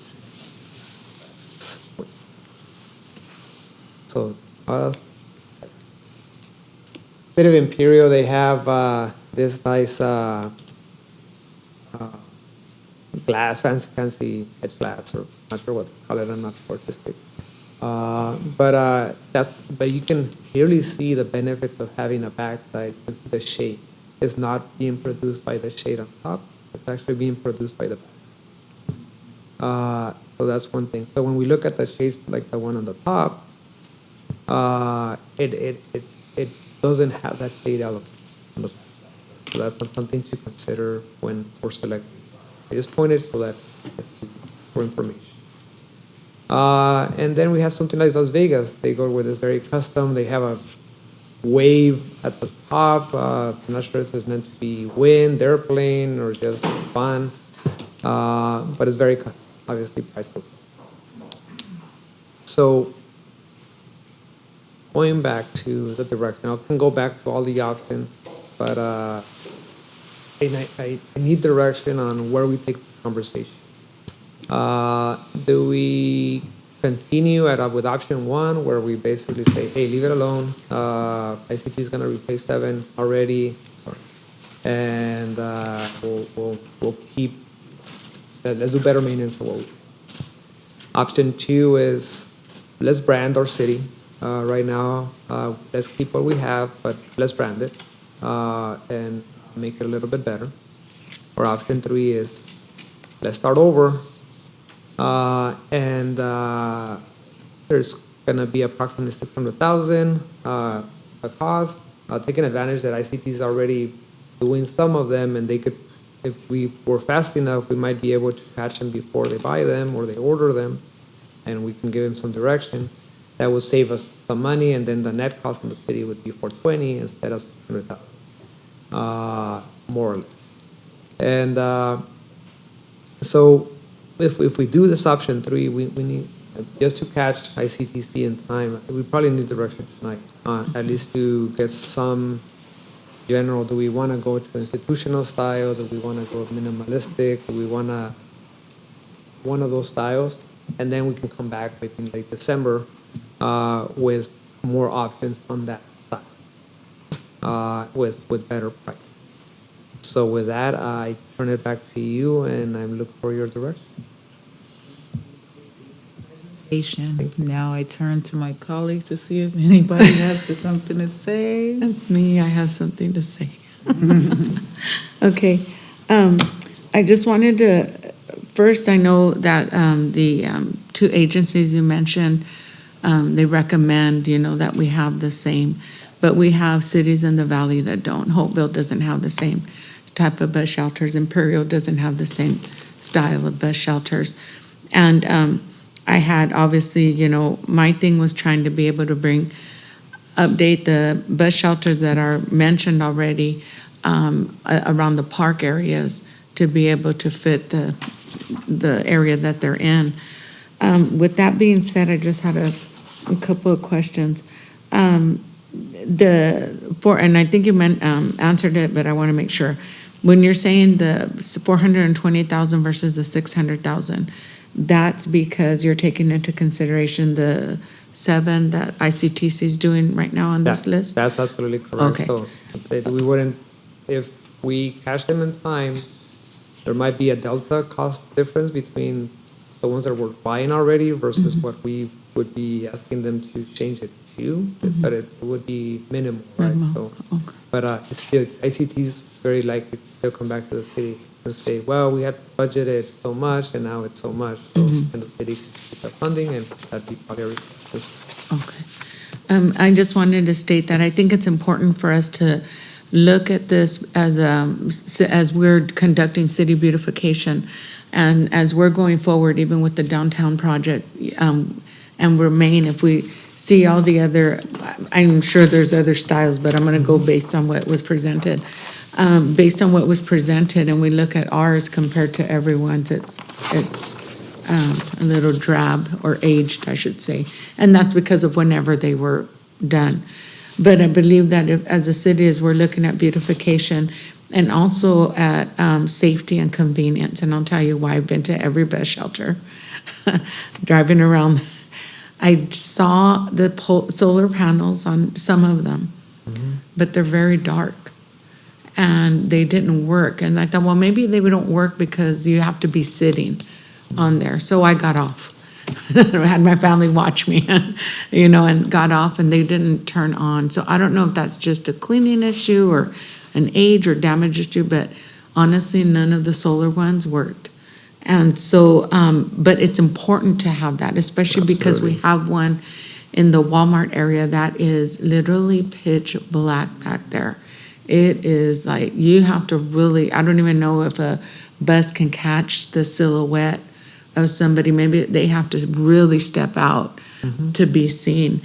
And one of the other things is that I've been noticing in my little obsession with bus shelters the last year is going to cities and seeing that instead of the advertisement, what they have is schedules.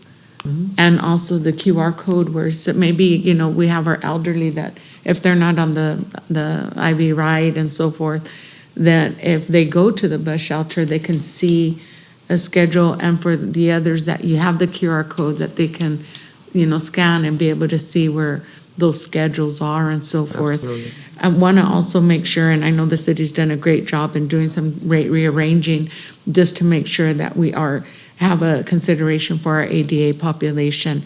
And so I believe, as I stated, I don't know about these particular styles. I definitely would not, if given the opportunity to go further with city beautification, I wouldn't definitely not, I agree with you, not do any type of glass or anything like that, like Imperial that has a stained glass window type and this other civic institutional.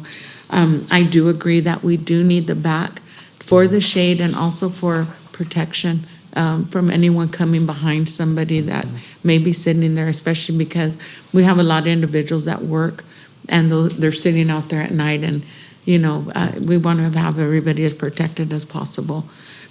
So with that being said, my vote would be for a conservative option 3. And I know that that would mean, I don't know if it would even out cost or let me ask you, Abraham, how important is advertising on these shelters? Would we be able to eliminate advertisement and just put a nice, almost like a panel, almost like the modern minimalist?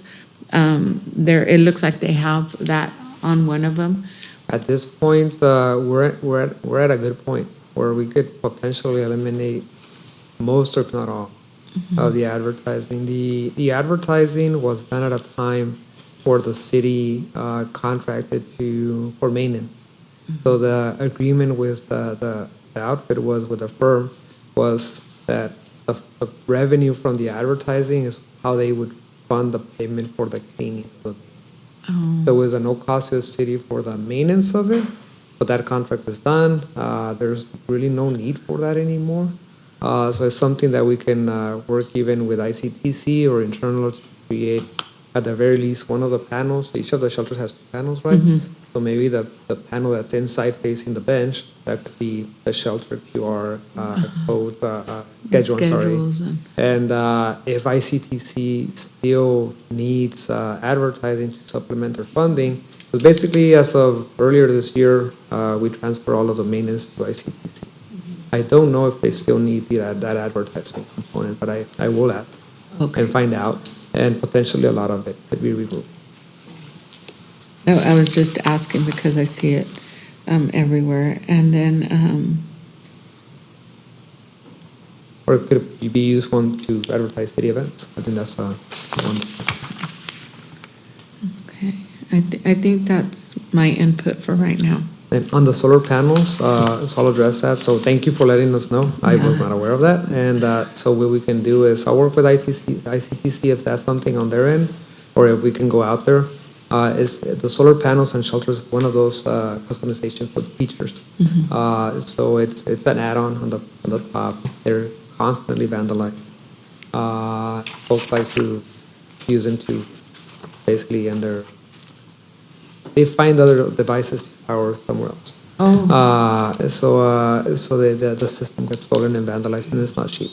So no matter the shelter existing or new ones, it's an ongoing issue, right? So we'll go out. I'll do a little audit of the shelters, and because that's something that we can address now, then we don't have to wait for an issue.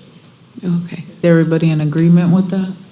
Oh, that was just my opinion. Yeah. Everybody else. I have a couple quick questions. Sure. If we go with anything other than what ICTC is willing to put forth in the project, would they also still, if we were to come in with a different option, would they still agree to maintain it and the reoccurring costs to that? Or if we go outside of, they're willing to up the upfront cost and the reoccurring costs if they go with what they want to put in, or how's that work? In terms of selecting a bus shelter, obviously we wouldn't recommend to use something that hasn't been looked at ICTC first for maintenance purposes, because at the end of the day, they gotta live with it going forward, right? So we want to select something that's easy to maintain and nothing that's gonna be much more expensive to maintain than what we have right now. So one of the things that I was looking at, and I haven't done the research, but we live in a very practical area. We're looking for shade, we're looking for the buses to run on time, and we're looking to get out of there. I personally like option 2.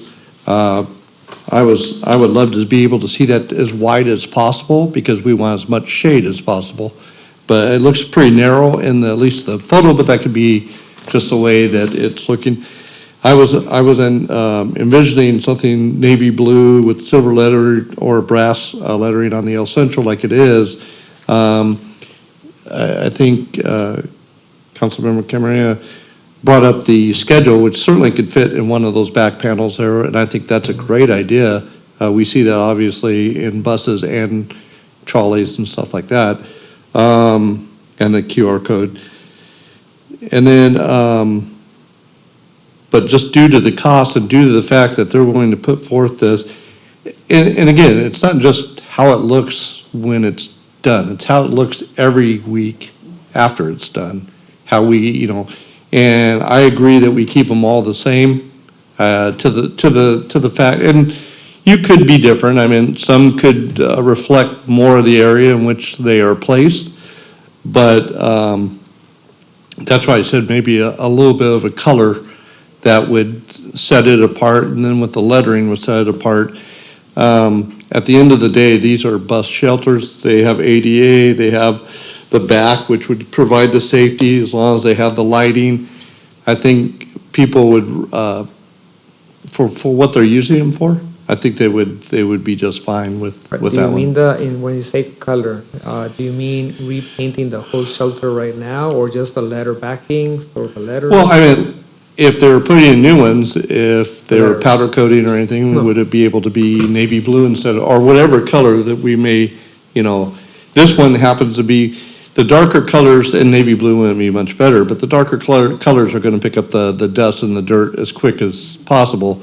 If you could figure out a little bit of a lighter, but we want that to be a very pronounced, this is El Centro. That's our bus stops.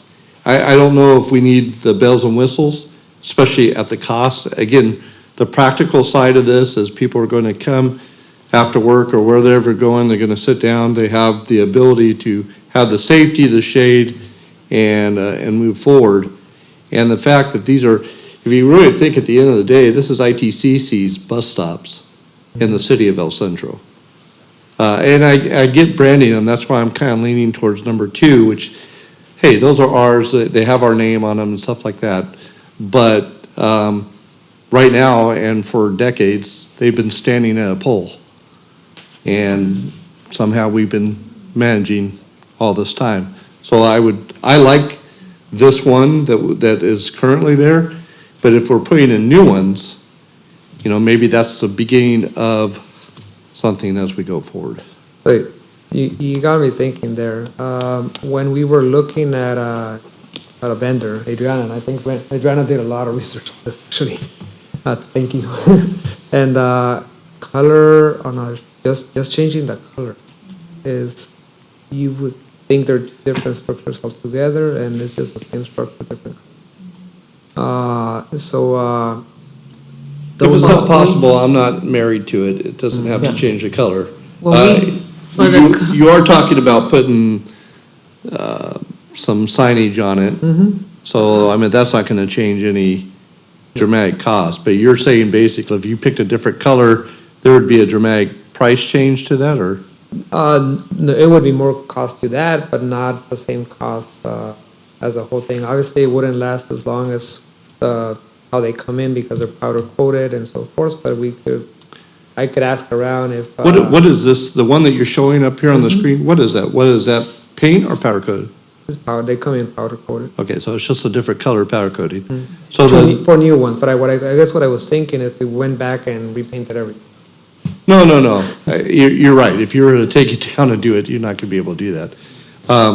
And so are ours black like this or dark brown? It's a very dark brown, so it looks like black.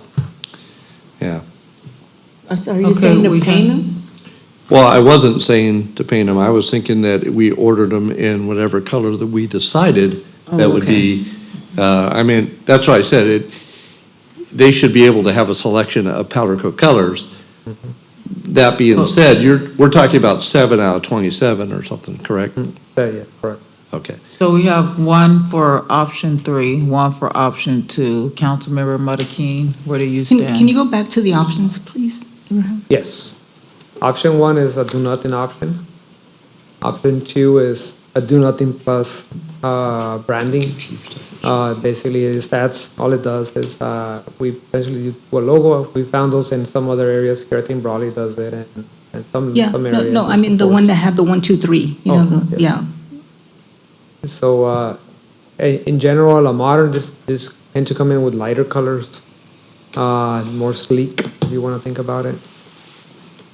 Civic is very similar to ours, is more No, solid. I meant the slide that What's the had slide 1, 2, 3, all that has the the three options options? together. Yeah. Oh, You had one slide that had all the options together. like that Wait. one? Yeah, Keep keep going. going, keep going, Abraham. Beginning. Or at the beginning? Right there. Right there. Okay. I'm sorry. Thank you. You know, as I was looking at the pictures, I'm sitting here thinking that a new coat of paint on the existing ones would suffice, you know, to make them look brighter, lighter, you know, because the other ones are very drab looking, you know, it's just like, and also because darker colors kind of bring in they reflect the sun a lot, you know, just like wearing a pair of black pants out in, you know, out in the sun, you know, so that's, I was thinking that. How many is ICTC going to, how many new ones? 7. 7? And you raise a good point in terms of and I think all of this in terms of cleanliness. If I would have done the swap of our existing shelters new in the same picture as the one in Chicago, it looks stellar. But it's whatever we choose here because of our background scenarios where there's less greenery, there's a lot of dust, fortunately. The other pictures that I show you, they're new, clean structures. The one that I'm showing you here for Centro is reality. So you can expect on whatever we put out there, day one, pretty. 3 weeks later, not as much. Would that happen with lighter color ones as well? They still fade. It's a different fade. The nice thing about the dark ones is they provide contrast to the area as well, right? If it's a white or I want to say one thing. So Brawleys are very similar to ours, but they're burgundy, and they just recently tagged them silver. The tag, once you go with a color that's very specific to, it's really hard to clean up. And so that's just one thing to think about, because now you just see whoever tagged their little silver thing. So to go back and paint it, that is the one thing about like a dark color, you can quickly paint over it. So food for thought, just sad that we have to even think about this. our black poles in downtown, they get tagged with white, but they're black, so we can go back with a black spray can and paint over it, and you know. Well, Those vandals are inconsiderate. I think I'm more in favor of option 2 with the addition of the ones for ICTC and giving the existing ones a spruce up. You know, I think that, and the logo, I think that would suffice. Okay, I can come back with a quote just to give you options. Maybe doing that spruce up, because if we repaint the faded ones fresh, it looked like a new structure. It's metal A new is coat of metal. paint does wonders, you know. it's Metal just is like so- metal. Yeah, But the same pink color? That's something lighter. I mean, I would be in favor of something lighter, but if that's not practical, you know, then, you know, just a spruce up with the same color scheme. anything is possible. It's your choice. Mayor Pro Tem, what is your thoughts? I don't mind the dark color because it's so easy to maintain, and it does absorb heat, but it doesn't reflect it really inside. So I'm not concerned about that. My question is, if these are all these prefab, and you don't have any decision over about the size, or there's a size to choose from and that's it? Oh, there's various sizes. And you do multiples. For example, at the hospital, we have 2 side by side Yes, because right. of the use. That's nice. Right. Many locations don't have as much use, and they only have Well, see, one. I'm more concerned about that. I'm more concerned about shade because of where we live. It's very hot. You know, the direct sun is 160, 170 degrees. So even if we had to put 2 together, if you go back to that slide with the one in Chicago, that's massive compared to what we have. You see that's ours, and right there, that bench is minute compared to that shade. So I don't think we're probably limited by size because of the sidewalks. the placement? Correct. This is Okay. obviously a very open space. So I would be busy area way to more be concerned about length than if we could make them longer to, to supply some more shade. Of course, something on the back, like a covering on the back that would keep out sun. So you would have a top and a back and two sides to keep for the shade. So this one's very similar to ours in theme, right? It's the dome, the dark Yes. color. It just doesn't have a back. And the other thing that changes the look, the look is changing the bench style. This one has a. Are different we bench style. limited, where are we limited in space as lengthwise, would you say, in your It mind? just is very, it varies by area. For example, Okay. the one on, one of the limiting factors on the one on Buckland Park on Aurora is, one, the slope, and two, the width of the concrete pad. So that one, for example, ICTC will have to demo a little bit of the landscape, make that wider, to fit even the ones that we have today. Even to make it longer? To make it Not longer. deeper, but Not just deeper, longer? Just too longer. Yeah, Wow, they'll have because to it's demo. between the two trees and the planters and that sort of thing. Exactly, so that planner I needs to thought we go had away. more space there. No, it doesn't fit our current. Really? plans. Wow, I thought there was more space. We measured it. That's my concern. I wish we had more space. I wish we could make them longer.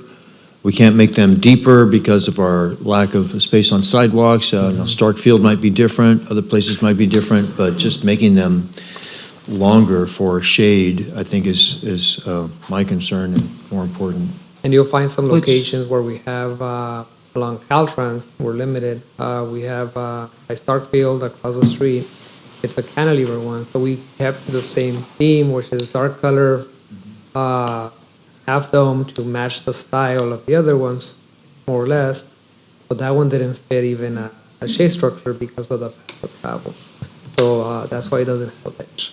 So those are meant to be leaning, benches, basically you lean to make sure they have a little slant. Yes, to right, stand when in. you don't have enough room There's no just room to in put a those. bench, right. So those are considerations whenever we select a style, that they probably have Yes. to have a separate corresponding style that's cantilever to help match with the theme. So which option are you leaning towards? Option one, So, two, or because three? that's why I'm still asking questions, because if we select something that is not, that ICTC has a budget, they cost so much, and we go over that budget by so much, then we pay the difference? Is that the plan, do you think that would work out? For ICTC, if we select a different option that's not too much cost difference, they're probably spending already close to that 22 materials, right? So if we select one other one that's about the same cost, 22,000, 20,000, or 25,000, we pay that gap, or Yes. probably Okay. won't see the savings, but we probably pay that gap So we're looking to like make the difference up then if we selected a new style. okay, But yes. if we keep them the same, and we go back and fix the solar, address any ADA issues, boost them up, at the end, a new shelter, to be fair, will look the same as ours in a couple of years, because the paint will fade and so forth. A third option a fourth option that I didn't mention here is like I mentioned. The shade structure is one piece, the bench is a separate piece. So you could change the look of it by just changing the bench. And it's an intermediate, a 2B, option 2 modified.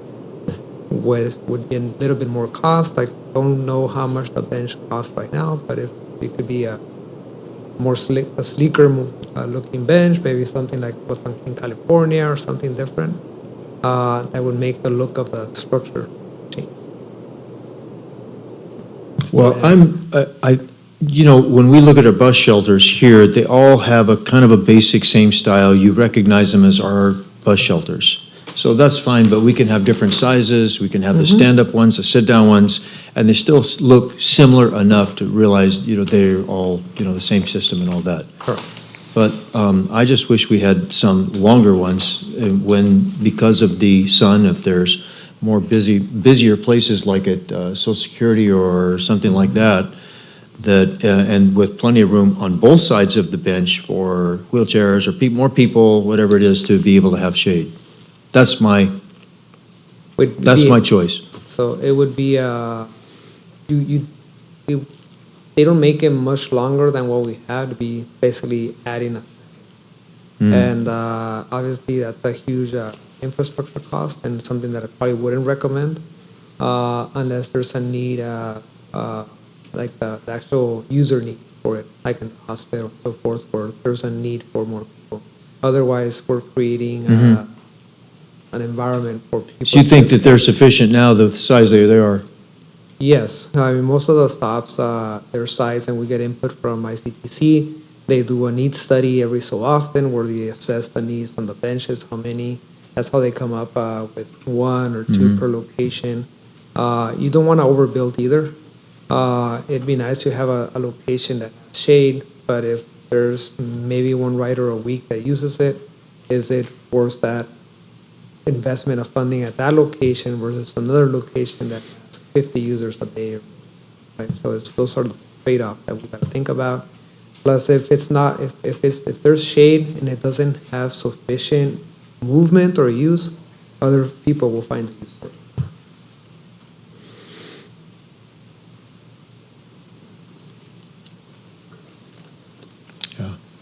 Abraham, of the ones that are being installed, are all those bus shelters or any of those standing?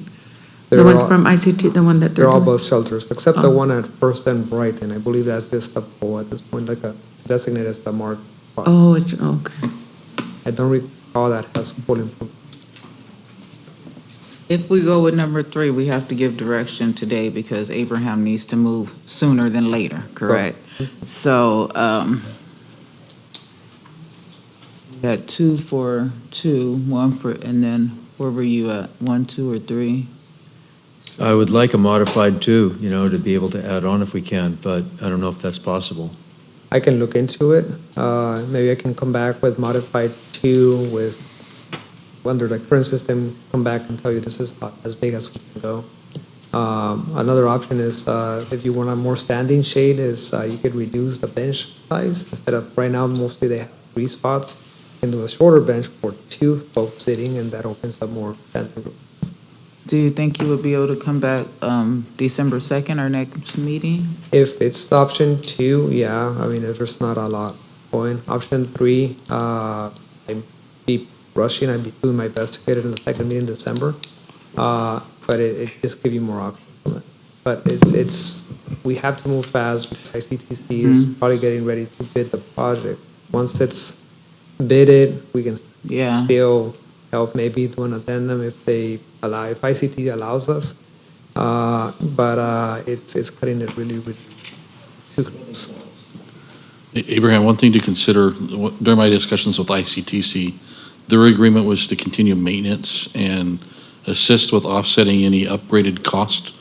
But if we start looking at oversized or adding size to that, Correct. we need to confirm with them that they're going to continue to provide service. So that'd be Because there may be additional costs with that we're not considering. So just something to consider. If that's council's direction. I have a pretty firm commitment from ICTC on what we've discussed tonight, but we would have to have additional discussions on that. Absolutely, because they would change the maintenance cost, and that's what I mean about right-sizing the improvement to the location. So our direction is to come back hopefully by December 2nd to. Well, what do you choose, sir, Mayor? I'm stuck between 2 and 3. I kind of think 3 because I've had the honor of going and looking around at other cities too and getting kind of jealous because we need something that pops here, but 2 would just give us a painting and I mean, we could add El Centro at the top or we can get a logo, but. So the next question, Madam Mayor, how many are we talking about putting in right now? 7. ICTC, no cost to the city, 7.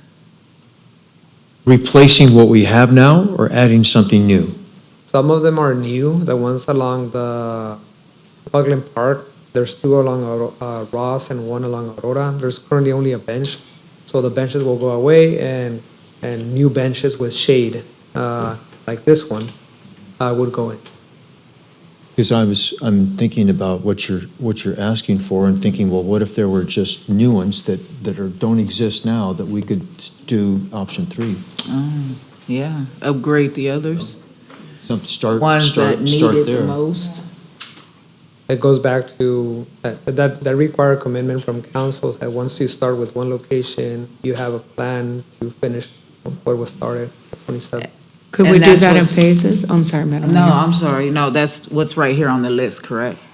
From the El Centro Library, Dannenberg, this is what we've Yes. already. So I have actually the what ICT is doing, so I took the liberty of kind of doing them. So if it helps any, this is by the library, this is the location that's being proposed.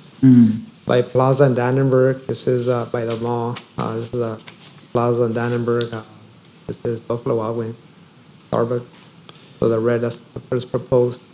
On 10th Street, right now, they're currently here on, you can see the little logos. They're on 10th and Ross, and they're being moved over here closer to 8th Street. We have another one on Aurora. So that one, all of these are just a bench right now, so site work and new structures, shade structure would be installed. There's one in Orange and Dogwood, it's currently only a post, so now it'll get shade and with a new shelter.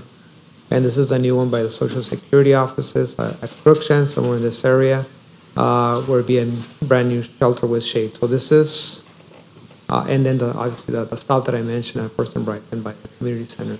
So this is the ICTC areas that are proposed right now, if that helps. Abraham, on the Ross ones, how they're moving them east, was there any type of input done by the riders there? And the only reason I'm asking is because I'm seeing it's it's almost on the corner, but the majority of people that wait there are the elderly that go to the facilities that are west, and where it appears that it's being moved further from them. Was that It's a safety something? matter, so it's unfortunately, there might be a convenience draw or reduction, but it's a safety matter because we want to, bus stops should be at a near intersection. And that's the closest that we put it to a control intersection that the geometry of the road would allow. Because we have additional, there's only area that they fit, basically, in that area. So that gets them closer to 8th Street. And basically, they push a button, they get a red line, it's safety across the street.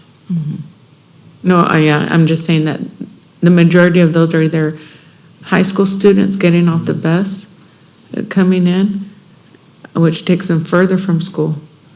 Or all the people don't go to 8th Street, they go west. So, but I'm sure they know that, Okay, I can ask ICTC, that's how it's currently designed. yeah. Thank you, thank you. Well, I guess you have a list of questions from us. And, Back to question 1. yeah. So I guess the direction is just to find out from ICTC about the length of benches, like Mayor Pro Tem asked, and then to find out maintenance. And I guess the shade is something else that was of interest. I think those questions are answered by the direction from ICTC already. Is in terms of length, we can explore options within the existing catalogs that we have. It's just that if it's something that's like the one in Chicago was way oversized, then ICTC, I'm sure, would have a hiccup on that. And plus, it's a non-issue because it just simply doesn't fit. So. And I know you're on crunch time, so whatever. So I've heard both option 2 and 3, but I don't still have the Direction. So I guess, do you guys want to call out a number as we go down the line? Yes, 2, 3, yes. I think that it's important for a council to be able to come up with an answer here Yes. and not kick this can down the road. Uh-huh. So we shouldn't have to, let's just pick a number and Okay. What is your number? 2. Fine, 3. 3. Mayor Pro Tem? Yeah, I still like 2 modified, but Depends on what three, three is, could be an option, but it all depends on what how much it costs and too many unknowns. It's just difficult because we're at crunch time. I know I found out about this barely, that they were going to bid, and I think one of my pet peeves are crunch time. And this was already being discussed. I only found out a couple of weeks ago, and I think we should have, as a city, been on top of this. I think, and I'm sorry, I'm speaking out of order, I know, but I think for me, one of the crunch, when we're always pressed and pressed and pressed, it doesn't give us an opportunity to make a fair decision, with an informed decision, I should say, because we don't have an opportunity to have everything go through a catalog like you mentioned and see more than 4 options. And I think, and the reason I'm saying this is that, El Centro is the county seat, and yet we're behind. We see forward thinking in other areas, and we're talking about repainting what we have. I wouldn't mind that if it goes towards what we're saying, like Art Deco, or, like to go with what we're doing downtown. I can see the blue with some gold letter. I like the way that sounds, but it's just difficult to make these decisions when we don't have everything we need and we're pressed. So one more time, Abraham, because I'm sorry to belabor this, but whatever the ICT shelters cost, if we chose something that costs twice as much, we would be we would make up the difference. Is that the way you understand so far? With a caveat. I think it's because we will install them, and in 2 years, when it gets run over by a car, it has to be replaced. If it's a fancy twice the cost shelter, probably ICT is going to want to say, you know what, we'll cover you up to this amount, but if something happens to it, city, you're in the hook for the remainder in perpetuity. Right now, we don't have that. ICTC is honoring and basically replacing in kind what we have, which is pretty standard, and that's why they can do that. If we go custom or too custom, I very much doubt they'll be able to honor that. Yes. Have we had any destroyed? It happens, yes. How'd they get destroyed? What happened? Cars runs them. What? Car accident. For vandalism, the plexiglass is constantly Yes, I can vandalized, imagine plexiglass would be, target. The yes. solar systems. The Right. steel is not. Steel is steel. They last for a long time. Yeah. The plexiglass, the solar panels, and just graffiti. That's mainly what goes wrong Yeah, with so I would, because of that, we're gonna make up the balance, and it's gonna be our responsibility. I would say 3. And then funding source would be Measure P, or what funding source do we want for the 400,000? Councilmember Marroquin? Go with option 2. Well, there's 3 for 3 and 2 for 2, so I guess 3 is your direction. All right, I'll come back with some options now on 3, so I can come back to some options. The second part is what style. So Thank you. out of those 4, I need A, B, C, or D on 3, A, B, C, D, or E. Oh, wow. And then I can narrow it down for you after that. It's a long topic, sorry. So out of A, B, C, D, E. Abraham, I know it's not on here, and I've referenced it before, but at the last presentation we had for best shelters, I think Adriana did, there was one, it was Sienna or something like that, where it had like the tiled roof. Do you know? This like this one, but with a tile roof. Is this this is Imperial? It's the one that Imperial has with the tiled roof. It's similar. It's one of those custom things, so you can either go slick or tile roof or whatever roof that the vendor offers. We thought this one would be better maintenance-wise, a little bit more sleek. The tile roof is very more rural in my mind. It's just how I see it, but it's supposed to taste. Taste is on the eye of the beholder, so it's just, I'll stay out of that. You tell us what you want out there and we'll put it But out like there. for this one, would you be able to put shade in the back of it though? Yes and no. The vendor was cryptic on it. They didn't have good options for it. But yes, they can do a steel laser cut system or something different. It starts looking fun.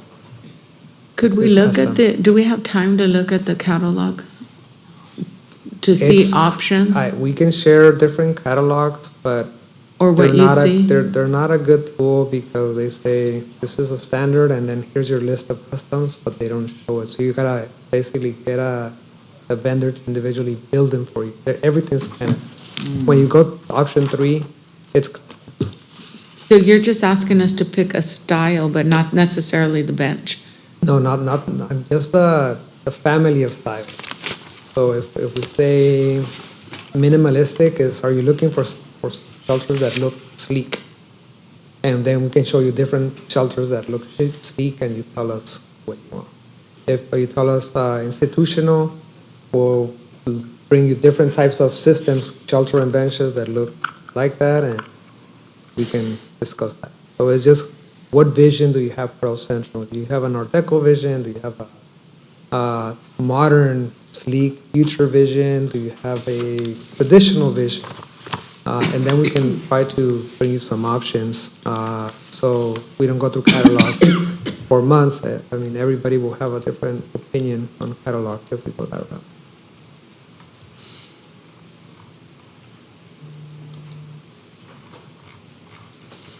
I still like option 2 for what it's worth. I know. Oh,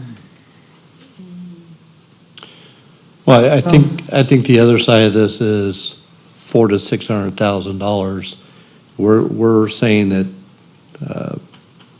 yeah, I'm not sure if that's going to be an accurate number, but we're saying that we're okay with spending that kind of money.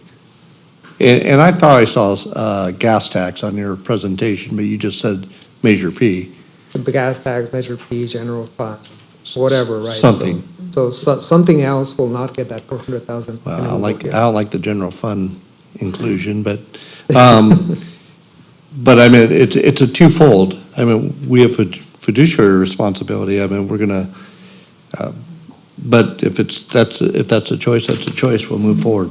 But I'm just saying that, I said what I said, so we're good. I agree with about the responsibility we have as far as the monies that we have, but we also have a responsibility to those people. It may not, I mean, I don't want to be insensitive, to people here, but it may not be that we could just paint it and so forth, but we have a bigger issue here, and that we're not the writers. I only bring it up because I know many writers, and the ones that do write say, these are the problems that we have. We're sitting in the dark. We're scared to be there, and so forth like that. So I know that doesn't necessarily mean fix the whole thing, but we also have a responsibility to those that ride to make them feel safe and that they're worth an investment in our city. And I believe that we're very comfortable, it's been said many times, as far as the fundings mechanisms that we have.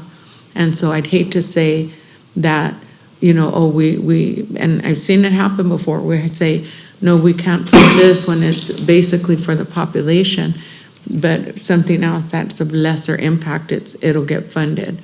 And sometimes we have to take, in order to move the city forward for safety, for beautification, and for growth, we want to look good when our investors come. We want to look good as the county seat. And we want to make sure that residents know that we're going to take care of them, whether they have their own vehicle or they're riding our transportation systems. you're asking for direction for which model we would like? Not specific model, just a Yeah. theme. Let's call it a theme.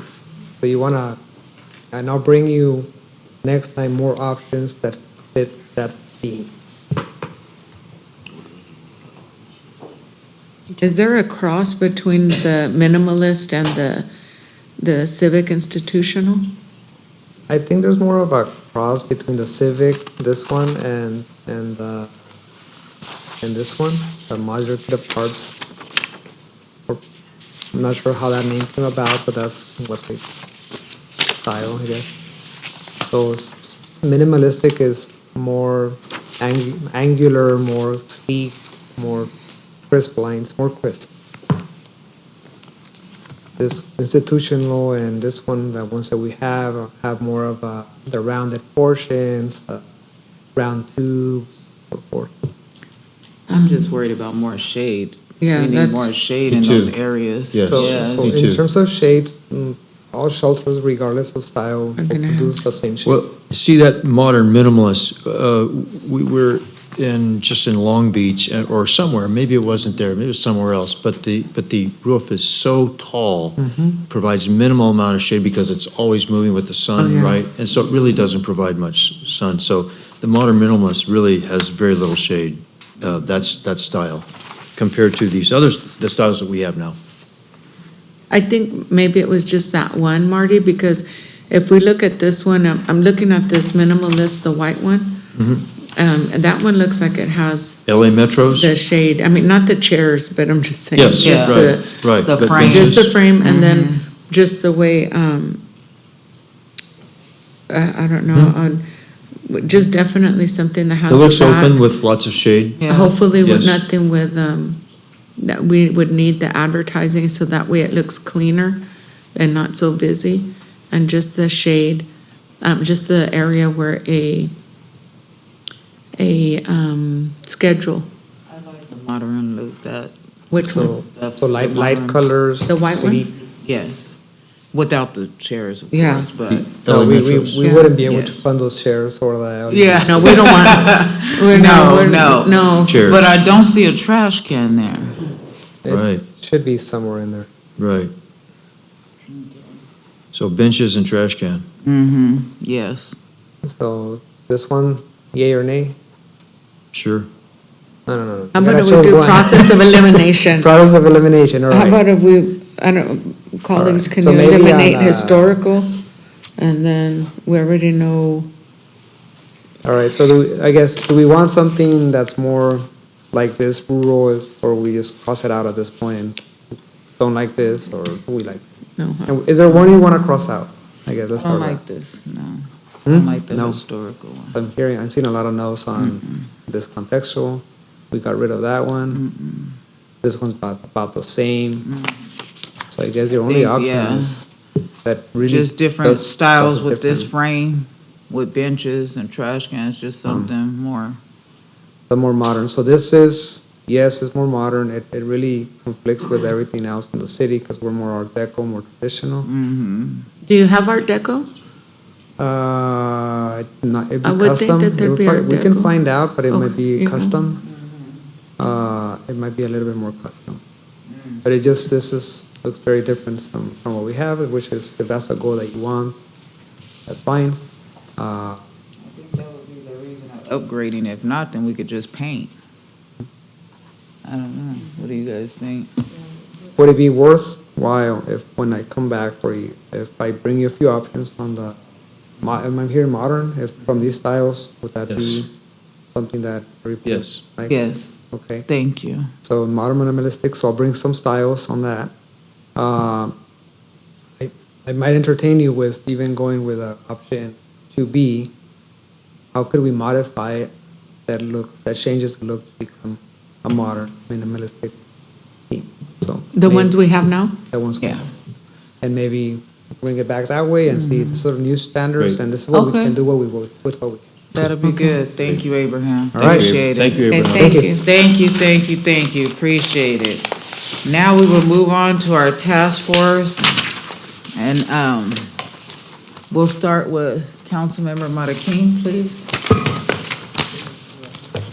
So as most of our colleagues here on the dais, we were all at the Veterans Day ceremony at Buckland Park on Tuesday. I have to say that was probably the shortest, one of the ceremonies that the Vietnam vets have hosted, you know, so it's like I was Yes. really surprised at how fast it was over, but short, sweet, and it was nice, so always, it's always an honor to attend those events and to show our respect to those that serve our country. So unfortunately, this rain really has caused some changes, in the valley, and I was supposed to participate in the spelling bee at the Honey Festival last Saturday in Westmoreland, but it was postponed until January, so I'm looking forward to that. And really, that's about it. We have a Community Enhancement Task Force meeting coming up tomorrow. I have LAFCO Thursday morning, and then, oh my gosh, Friends of El Centro Community Service Foundation and the ECRMC board meeting next week. So even though it'll be a holiday, but it's still going to be a busy week. And on that note, I'd also like to wish everybody a happy Thanksgiving with all of your friends and family, and may you have a blessed day that day. Okay. Thank you. Thank you. Councilmember Crankshaw?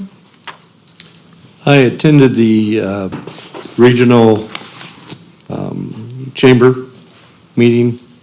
It's pretty much discussion on some of the new businesses coming into the valley. There's some very encouraging businesses, both in the valley and then specifically that might be looking at the city as a potential target. There was some conversation about the 250 celebration of our 4th of July. It's nice to know that we're actually having that conversation in November instead of in June about some of the ideas that they were passing along as far as sites and locations and events that they may be wanting to partnership in. And as that gets a little more detailed, I'll bring it back to the council. Outside of that, I also wish everyone a happy Thanksgiving as we move forward. Safe travels. Thank you. Councilmember Camarena? Just attended the grand opening of Jamba Juice, the long-awaited. It was great, and we were able to have their products, and if you haven't gone, you need to go. They were really good. Also was at the Veterans Ceremony, and then also went on Saturday to support their parade in Hopeville. It was a great parade, and I'm hoping that we have more people show up next year as far as participants. Working in the downtown ad hoc meeting that I mentioned earlier on revising our policy to include more business individuals and be able to have them give their input and how we can work together to make downtown grow and better. Also been having several meetings with James Gonzalez from the Autism Drug Cruise for the Autism car show. It's a fundraiser that we'll be having here on Saturday. And there's been a lot of work. I want to thank the city of El Centro for really stepping up for this event. It's been a lot of work and crunch time. And we know that there's a lot coming up with the employees that are going to be working it. So we appreciate them and thank them so much for that. And that's all at this time. And I also want to wish everyone a happy Thanksgiving and a safe one as well. And don't wear elastic when you eat. Mayor Pro Tem Elliott. Yeah, so actually, I went to the Cattle Call Parade back on the 8th on a Saturday, and it was, it's a great event. The weather was great, but I really think that our parade is the biggest, right? When we have our Christmas parade, this, probably doesn't have a Christmas parade, I don't think. Anyway, it's something to go and see and experience. Then our Veterans Day, we actually had a memorial at Evergreen Cemetery in the morning, 8 o'clock for Veterans Day. Would very not well attended, but what's so impressive that you saw, Mayor, is that the Boy Scouts plant flags at every veteran gravesite, grave marker, and there were some patches that were completely full with flags. In other words, we have a tremendous amount of veterans in our community. And so that was good. So then, of course, our own Vulcan Park event was great as well. Then Councilmember Camarena and myself also attended the Countryside Ranch Estates ribbon cutting, which was out on Forester and Ross, which is not city limits. But what was remarkable is that these homes are 1.2 to 1.4 million, I just found out. And there's only 4 homes in this development, and they were, as soon as the bids went open, they were snatched up. And now there's going to be a larger development further west that is going to be more homes. I'm just saying that it's remarkable that there is a market for $1.5 million homes in our county. I think that's a pretty good sign. And so we were fortunate to be there, get a tour, find out a lot more about these things. Now, obviously, we're always concerned about affordable housing. That is a big issue. It's just interesting to see this other market, growing. I think it's a good sign. And then,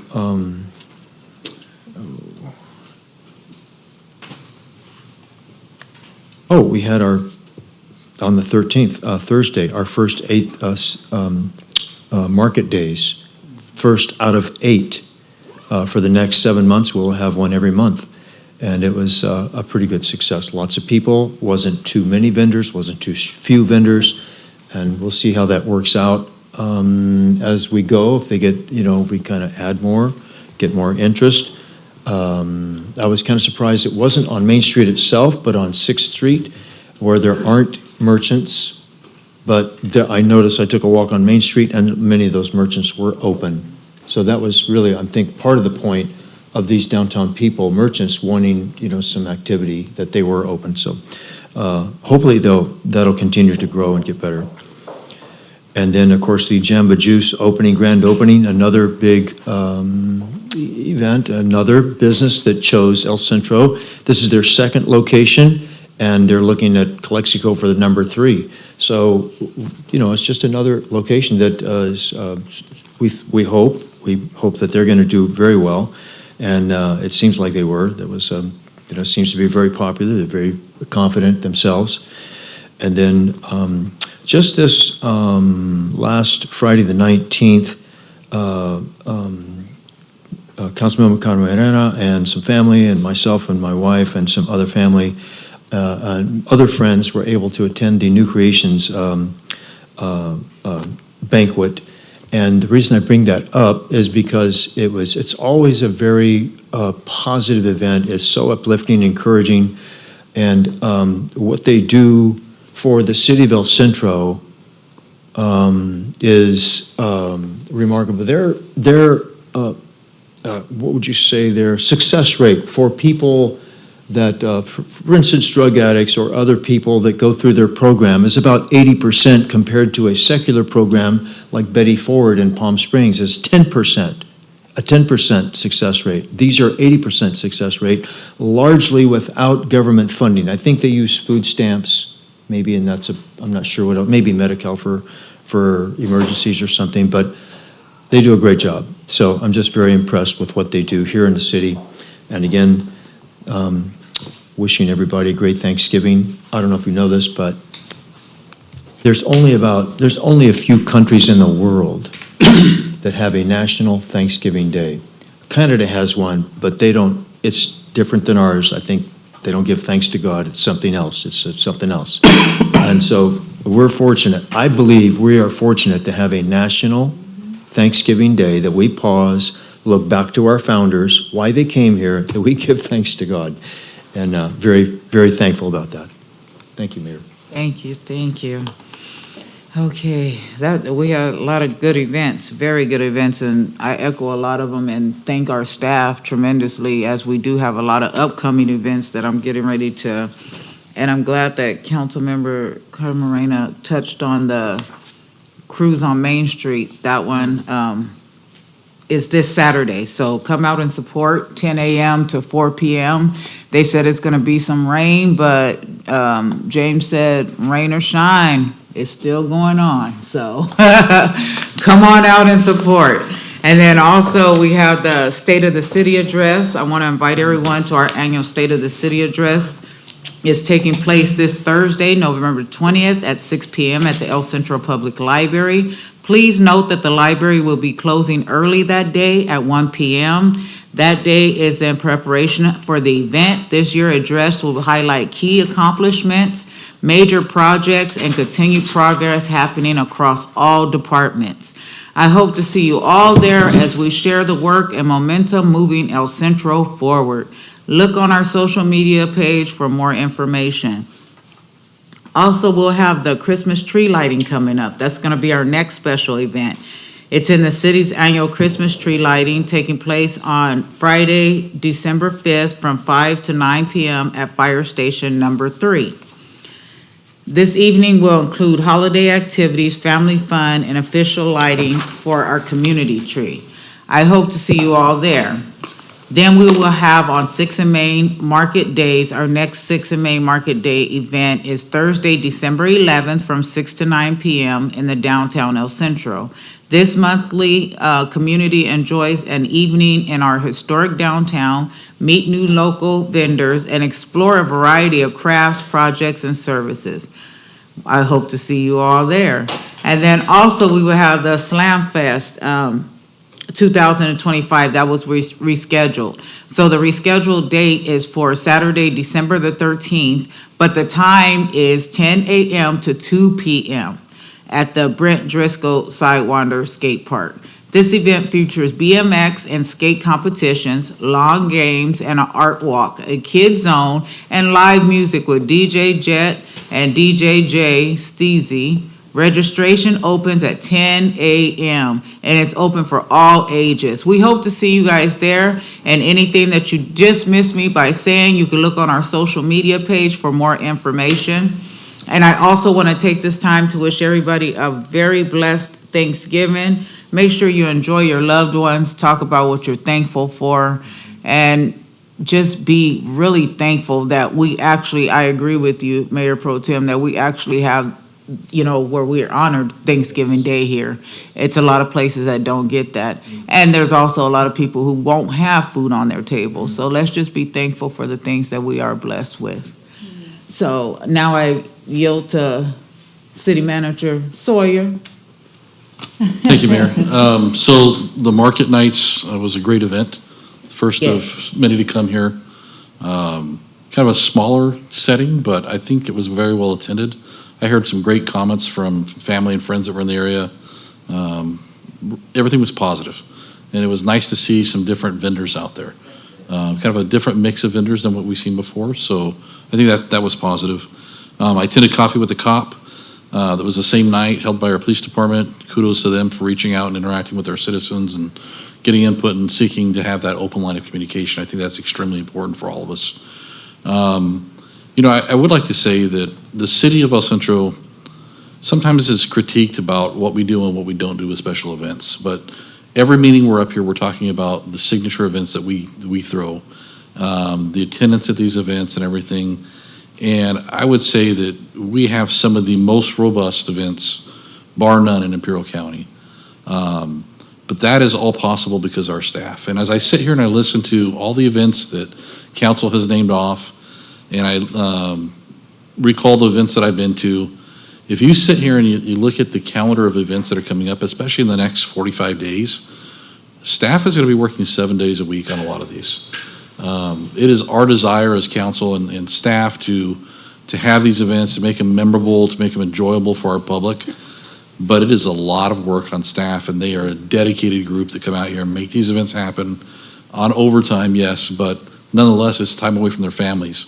And it takes a lot of dedication from them to show up weekend after weekend after weekend, long days after full days of work and everything else. So kudos to our staff, from our public works crew to our parks and recs to maintenance to police and fire that show up out there, to the library holding events at the library. We have a tremendous group of people here. I say it every meeting, but I truly mean it, because they are the people that make things happen. It's not me asking for the events. It's not council directing the events to happen. It's our staff that makes it come together with your vision, and they bring it to life.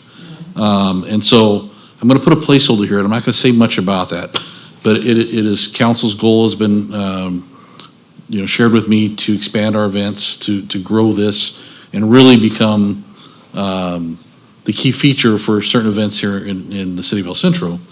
And that takes more staffing. That takes some additional hours and some additional services and everything else like that. So I'm gonna plan a little placeholder there, because in the next year, you're gonna start to hear about the ways that we'd like to fund that, and then how we can bring that back and really do more with what we have. Because we can only do so much with the members that we have right now. They are truly working their heart and soul out for us, and not just for us, but mostly for the citizens, so they can come out and have a good time. And they're the ones that are sitting in the shadows, waiting to pick up the trash whenever it falls, putting the light towers up, bringing out the A-frames and the barricades, and just on and on and on. And they do a lot, but we can do more. We need a little extra help there.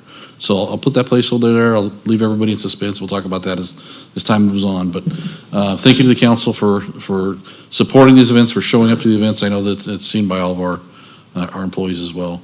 And with that, it's been a very long night. I know all of us are really tired. I'm excited to crawl into bed, so I'll be quiet at that. Thank you very much. Thank you. Appreciate that. With that being said, it is 8:34, and this meeting is adjourned.